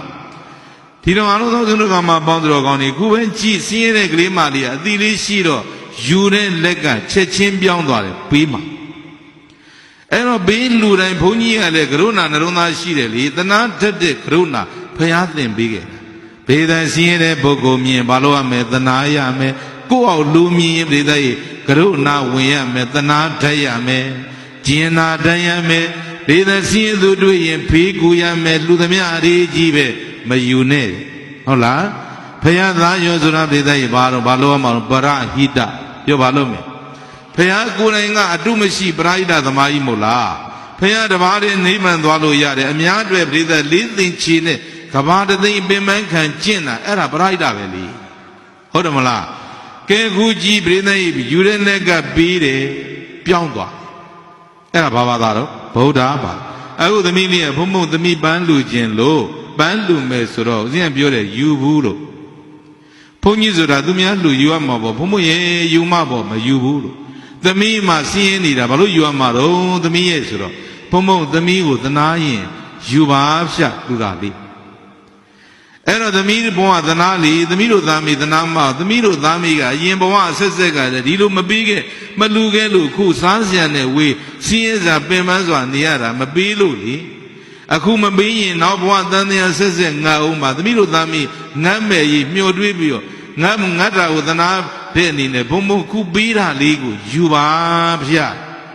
ပေးတဲ့ဓမ္မဂရိယတွေတော့သူကသာသွားတယ်ပေးတာလေးယူပါဆိုတော့ဦးဇင်းကပြောတဲ့သနာလို့မယူတာသမီးဘုံဘုံသမီးကိုသနာဖို့တဲ့ဘုံဘုံကိုလည်းသနာဖို့ဘုံဘုံကလည်းတဲ့လိန်ဥစာကားကြီးပေါ်ထိုင်နောက်တစ်ခါဇိမ်ကြစွာစီးပြီးတော့ရောက်လေရဒကာမတွေကစွန့်ဝိုင်းပေါ်မှာစားစရာအပြည့်ကန့်လူတဲ့သီတူကျေတမင်းတပည့်တော့ဘယ်နေရာသနာမှာတော့လဲဒါနဲ့ဦးဇင်းတောင်ဝီလိပြသမီးကားကောင်းပေါ်ထိုင်တဲ့ကရုံးကြီးနဲ့ဒီဘုန်းကြီးဘေးမှာတွေ့လာတောင်ထိုင်နေတော့အကောင်းသားထသွားတော့အကျိုးမှန်းသိဆိုလို့ဘုံဘုံကတောင်ဝီကန်နဲ့နေရိုင်းနေခန္ဓာနဲ့လွတ်လပ်စွာမဟုတ်ပင်ပန်းစွာရှောင်လန်းနေရတဲ့ဘုန်းကြီးသူများရိုက်ချိုးခဲ့လို့ကိုယ်လည်းကျိုးတာပေါ့သမီးအာကုသို့ဘဝကဝကျွင်းသမီးပေးစမ်းမှဒီငတ်တဲ့ဘဝကရှောင်မှစားစရာတွေဘလောက်ပဲများများကောင်းတာတွေပဲမကောင်းတဲ့ရေလုံးပြုတ်ရွေးစားငတ်နေတဲ့ဘုန်းကြီးဘဝသနာပါသမီးရဲ့ဒါကြောင့်သမီးပေးတာနောက်တော့ယူမယ်ဖုံဖုံပေးလူတာလေးကိုပဲသမီးဒီကနေ့အရေးကြီးလို့ယူပါဘာအရေးကြီးတော့ဆိုတော့ဒီနေ့ဖုံဖုံမွေးနေ့ဘာနေ့ပြောပါနေတော့ဘုံက4နာရီခွဲမွေးတာကျသာပရိသကြီးဘယ်နာမွေးတာတော့ဆိုတော့ထမ်းပင်အောက်မွေးတာပြောအဲ့တော့ထမ်းပင်အောက်မွေးတာလို့ပြောတော့ပရိသကြီးတကယ်အမှန်ကြားကောင်းပြောတာမဟုတ်ဦးဇင်းဖေကထမ်းတက်တယ်အမေကထညက်ချက်ဘေးသာဦးဇင်းတို့ဘေးဦးဇင်းချောင်းတဲ့သားရွယ်မှာပဲထမ်းပင်ပေါ်ကကြပြီးတော့ကွယ်လွန်သွားရှာတယ်အဖေသေးတော့အမေက35နှစ်မှမုတ်ဆိုးမဖြစ်တယ်ဘယ်နှစ်တော့ဘေးသိထညက်တောင်းကြီးခေါင်းရွယ်ပြီးတော့ရွာရုပ်ကိုပေါက်ထညက်တဲ့ဘဝနဲ့တောက်လျှောက်ထညက်ရောင်းပြီးတော့သားသမီး6ယောက်ကိုအမေကျွေးခဲ့ပေးခဲ့တာဗျာနော်ဘေးသိမိဘမေတ္တာကျေးဇူးမကြီးဘူးလားနောက်တော့စဉ်းစားအောင်အမေအသက်35နှစ်မှာဘာဖြစ်သားသမီးဘယ်နှယောက်အမေလည်းအမေမှပဲစဉ်းစားကြည့်ဒီသားသမီး6ယောက်35နှစ်နဲ့မွေးထုတ်တာဘေးသာဖေးသေးတာစောလို့ရမစောရင်ဦးစွန်ညီကိုမောင်နှမရောက်30လောက်တော့ရှိလောက်တယ်အဲ့တော့ပြည်သားအမေမိမိတယ်အမေလို့ခင်ဗျာ35နှစ်မိုးစုံမဖြစ်သားသမီး6ဆိုတော့အဖေနဲ့ဘယ်ချိန်ညာတော့ဆိုငါသားရေပြောမှတော့ရှစ်တယ်အမေအပြိုမလုံးလိုက်ရဘူး16နှစ်နဲ့ရတာသူတို့က16နှစ်ရောက်လင်ယူခုမှလွတ်တော်တင်ပြနာအမေအမေအဲ့ဥပဒေလိုက်နာတာကြားလားအဲ့တော့အားလုံးပဲဦးဇင်းတို့ကမှပေါင်းသူတော်ကောင်းတွေခုကြည့်ဦးဇင်းကဘုံဘုံမွေးနေ့တွေ့တဲ့ပုဂ္ဂိုလ်4နာရီခွဲမှာပေးမယ်လို့ဒီလိုတွေးပြီးတော့ကျောင်းကထွက်လာအခုသမီးလေးနဲ့တွေ့တာဖေးကူစရာလေးတွေ့တာမဟုတ်သမီးပေးလှူမယ်ဟောဒီမှာရောဟောတာပန်းဖို့ဟောဒီ2000ကသမီးထမင်းအင်ကြီးဝေးဖို့ဒီ2000ကအမေစီးဖို့ဆိုပေးလိုက်ဒီ2000ကသမီးလက်စွပ်ကလေးရွေးဖို့ပြီးတော့ဖုံဖုံခြုံနဲ့ဟောဒီတပည့်ကလေးကဆောင်းရစီလမ်းပေါ်မှာပန်းရောင်းတဲ့သမီးခေါင်းပေါင်းထားနော်လို့ဘေးသိခေါင်းကလေးပေါ်မှာတင်ပေးပြီးတော့ကားထွက်တော့ဇင်းလက်ပြနှုတ်ဆက်တော့အဲ့ဒီသမီးလေးကငိုပြီးကြံရစ်တာဘေးသိဝမ်းနေစရာမကောင်းဘူးလားကဲအလှဖြစ်မသွားဘူးလားအဲ့ဒီလူလေးကတော့ဝမ်းသာစရာမကောင်းဘူးလားအဲ့တော့အားလုံးပဲဇင်းတို့ကမှပေါင်းသူတော်ကောင်းဒီကျောင်းကြီးဆောက်တယ်လို့သိန်းထောင်ချီကုန်တာတော့မဟုတ်ဘူးအနေငယ်မြလှူတဲ့လမ်းပေါ်မှာလှူလိုက်တဲ့လူကအလှူခံပုဂ္ဂိုလ်ကိုပေးလိုက်တဲ့ပုဂ္ဂိုလ်ဝမ်းသာစွာပရိသတ်အသုံးချသွားတဲ့အတွက်ကြောင့်ကိုသည်လူလိုဖြစ်သွားဘာဖြစ်သွားဘေးသိပေးတတ်တော့လူမြတ်မဖြစ်ဘူးလားသူဝမ်းသာရင်ကိုလည်းဝမ်းသာပြီသူချမ်းသာရင်ကိုလည်းချမ်းသာပြီးသူကတန်တရားစစ်စစ်ဘေးသိဒီလိုပဲချမ်းသာမှုတွေဆက်မယ်ဆိုတာကိုသဘောကျလားဟုတ်လားဘုံညနံဘေကွေမာဘာရိဋ္ဌဒုက္ခသေတံဒီဝဇနံယရိတံဘုံညာနိဘေကဝေနိဗ္ဗာန်လူလာညာနဲ့မြေကောင်းသားမြေကောင်းသမီးတို့ဘုံညံဘုရားသာသနာမှာဇွန်ညင်ဘေကံဒုရညင်ဆိုတဲ့ဒါနပုံညကိုကိုနှုတ်ကိုစောင်းတင်းညင်ဆိုတဲ့သီလပုံညယုံနန္ဒသိဖြစ်ပြခြင်းကိုတင်းတင်းစွာသိမြင်ခြင်းဆိုတဲ့ဘာဝနာပုံညပြုဖို့ရာအတွက်မာဘာရိဋ္ဌမကြောက်ကြနဲ့ယတိရံပုံညာနိယိရံပုံညာနိကျင်ကောင်းမှုတို့မြည်သည်အတ္တိရှိပါ၏ဧတတုကောင်းမှုဆိုတဲ့ပုံညသည်ဒုက္ခသေတံချမ်းသာဒုက္ခရဲ့အမိတစ်မျိုးဖြစ်တော်သည်လို့ဘဂဝါဘုရားရှင်ကိုရောမြတ်သည်အဘာတိကောင်းစွာမသွေမိန်ကြတော်မူခဲ့ပါပေသတည်းဆိုလိုက်ကိုယ်ပိုင်ဥစ္စာအနိစ္စမှတ်ပါဒါနပဲ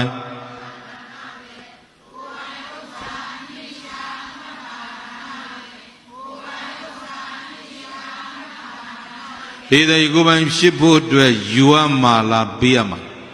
ယူတာကပူစရာပေးတာကတဘွားတဲ့အေးမာလားတန်တရားဆက်ဆက်အေးမာတန်တရားဆက်ဆက်အေးဖို့အတွက်ခဏတာနေရတဲ့လူဘဝမှာဘေးသက်လူဘိုးဖြစ်ရမှာလားလူလိုဖြစ်ရမှာလူလိုဆိုရင်ဘေးသက်ယူတဲ့လက်လားပေးတဲ့လက်လားပေးတဲ့လက်သည်ဘေးသက်ရဲ့အနှစ်တည်မရဘူးလားချစ်စရာမကောင်းဘူးလားအဲ့ဒီနှစ်သည်ပြည့်ရမှာလားကိုယ်နောက်ပါမှာလားဒါဆိုရင်ဘေးသက်ကိုယ်နောက်ပါမဲ့အနှစ်တည်ကိုနိနိညံ့ညံ့ကြိုးစားပွားများအားထုတ်လူလိုဖြစ်တဲ့ဒေသဘဝယက်တီကြကိုလည်းနောက်ဆုံးဥနာတိကင်းတဲ့နိဗ္ဗာန်ကိုရကြရောက်ကြစီကုန်သောရေလို့ပထနာအောင်စုအခါကပြုလိုက်ကြကုန်ရသတည်းဆိုလိုက်သီရကိုလာမင်းကျဲခပင်အလင်းကဘာပြန့်ပါစီ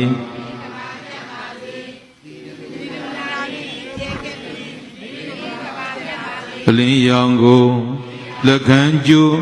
လူဘအမြငြိမ်းချမ်းစီ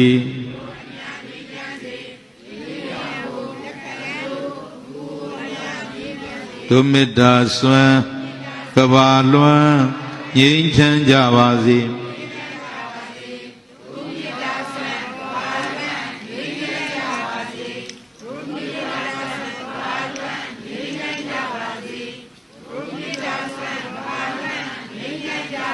ဣတိရမေယံဓမ္မောဗုဒ္ဓေနာယိသဗ္ဗတိတောတိနာသဗ္ဗေဒုက္ခယန္တုဇနာဣထသမင်ကိနောဗုဒ္ဓေနာရသုတိယဘုဒ္ဓ၌မမီ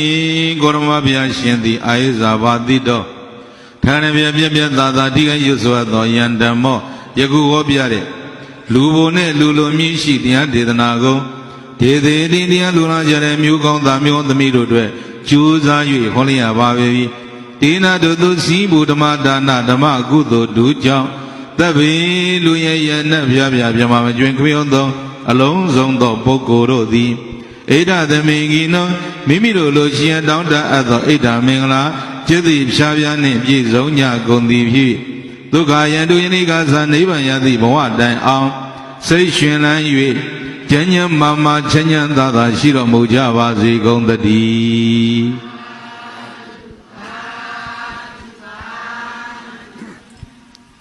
ပြေဟောပြောခြင်းတနာဤခွဲဒီလောက်ပဲဦးဇင်းကိုရှင်းပြပေးပါနော်မှန်လားပါချီးမြှောက်တဲ့ဖြင့်ကျေးဇူးတော်ရှင်ရှင်မြတ်ဤသာသနာ့လုပ်ငန်းများလိုအပ်ဖွယ်ရာအသုံးပြုနိုင်ပါစေအကျိုးငါဓမ္မဘုရားနဲ့လူနာဘွေရာတို့အားအလူကချီးမြှောက်တော်မူနိုင်ပါရဲ့အလူရှင်မိသားစုများ၏ကိုစားရိုသေစာလျှောက်ထားပါလေဗျာဓမ္မဘုရားစီစဉ်မှာအဆက်တစ်ဖြင့်ဆောင်ရွက်နိုင်ရင်အတွက်ကပ္ပိယကရကကျွတော်ဆောင်ဥကျော်ရှိမှလျာယူဆောင်ရွက်ပေးနိုင်ပါရဲ့လေးစားစာပေပန်ကြားပါလေ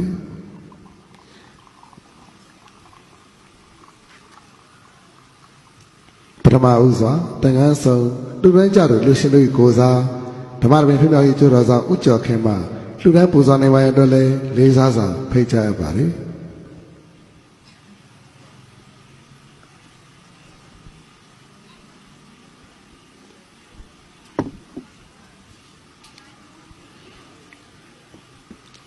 စီစဉ်ကျင်းပနေစဉ်မှာပဲသာသနာ့ကျွတော်ဆောင်လူငယ်လေးများဖွဲ့ကဆရာတော်ရဲ့မတော်ရင်ထွက်ခွာလို့ရအောင်ကျိုးတင်ပြီးဆောင်ရွက်ပေးဖို့ပန်ကြားပါတယ်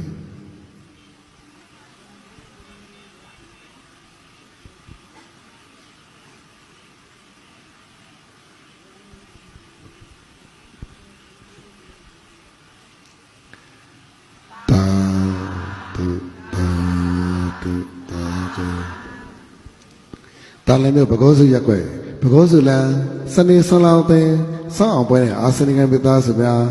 သရုပ်တကြီးမှဆင်းရင်ကျပါတော့ဓမ္မတော်ဖြစ်မြောက်ရေးဖွဲ့မှာမအတိကလူတန်းနဲ့ဓမ္မဘုရား9သိန်းကျပ်ဦးလေးမြိုင်စနိတော်အေးစိန်စိတ်တန်လင်းကာဝက်ရှော့လုပ်ငန်းချက်ကုတ်ဖျားလမ်းမှာဓမ္မဘုရား3သိန်းကျပ်ခொနည်းသားသမီးတရားတော်နာဓမ္မမိတ်ဆွေများမှလူတိုင်းကြသည့်ဓမ္မဘုရား14သိန်း2500ကျပ်တို့ကိုတပေါင်းတစည်းတဲ့လူတိုင်းအစီအစဉ်ဖြစ်ပါတော့ကြောင့်ဖော်ပြပါဓမ္မဘုရားတို့ကိုဓမ္မတော်ဖြစ်မြောက်ရေးကျွတော်ဆောင်သိန်းထိုင်မှလူတိုင်းကပ္ပိယကရကဥကျော်ရှိမှလက်ခံဆောင်ရွက်ပေးနိုင်ပါရန်လေးစားစာဖြင့်ပန်ကြားပါရစေ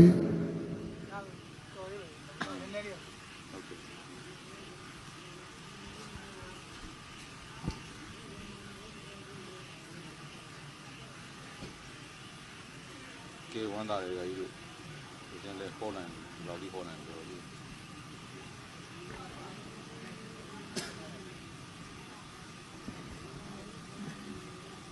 သာဓုသာဓုသာဓုခြေတော်ဆုံးဥက္ခရဲ့ရိုသေသာလျှောက်ထားရပါတယ်ဗျာယနေ့ညဆင်ရင်ကျမပြည့်လို့ရတော့ဓမ္မတော်တွင်အရှင်မြတ်၏သာသနာ့ပြုလုပ်ငန်းများလိုအပ်ဖွယ်ရာအသုံးပြုနိုင်ဖို့ဓမ္မပူဇာစုစုပေါင်း30နဲ့2500ကျပ်လူဒန်းမှုဒါနကုသိုလ်ဓမ္မတော်နဲ့ပါဝင်ဆောင်ရွက်ကြသူလူတိုင်းကြသူတရားပွဲအခက်ရကြသူဓမ္မမစီအပေါင်းစုတွေကောင်းမှုတော်အား30မုံသားတို့ထပ်တူများပေးဝင်အစီအစဉ်တို့ချင်းမြတော်မူနေပါယံခြေတော်ဆုံးဥက္ခရဲ့ရိုသေသာလျှောက်ထားရပါတယ်ဗျာ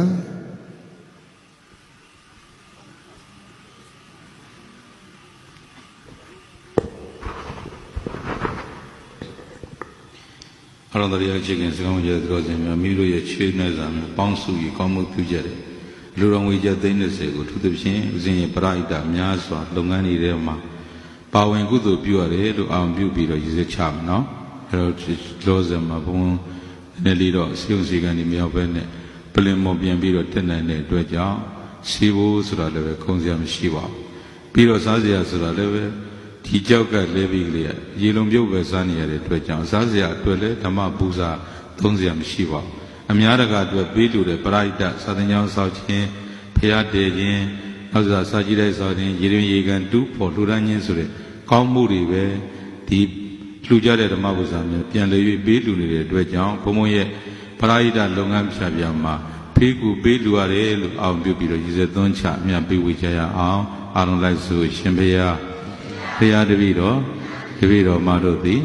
အမြတ်ဆုံးဖြစ်သောဓမ္မဒါနဓမ္မပူဇာဖြာပြကိုအရှင်ဘုရားဤဆောင်ရွက်ဆဲဖြစ်သောသာသနာပြုပရဟိတလုပ်ငန်းများ၌လူဒန်းပါဤအရှင်ဘုရားဤကောင်းမှုသည်နိဗ္ဗာန်ဤအထောက်အပံ့ဖြစ်ပါစေတည်းဤကောင်းမှုကို30ပုံရှိကျင်လေကျေစားဤလွှမ်းကြသောသရဝအနန္တမှန်သမျှတို့အားအမြဝေငှပါဤချမ်းသာသမျှအမြရကြသည်ဖြစ်ပါစေတည်းအမြဝေ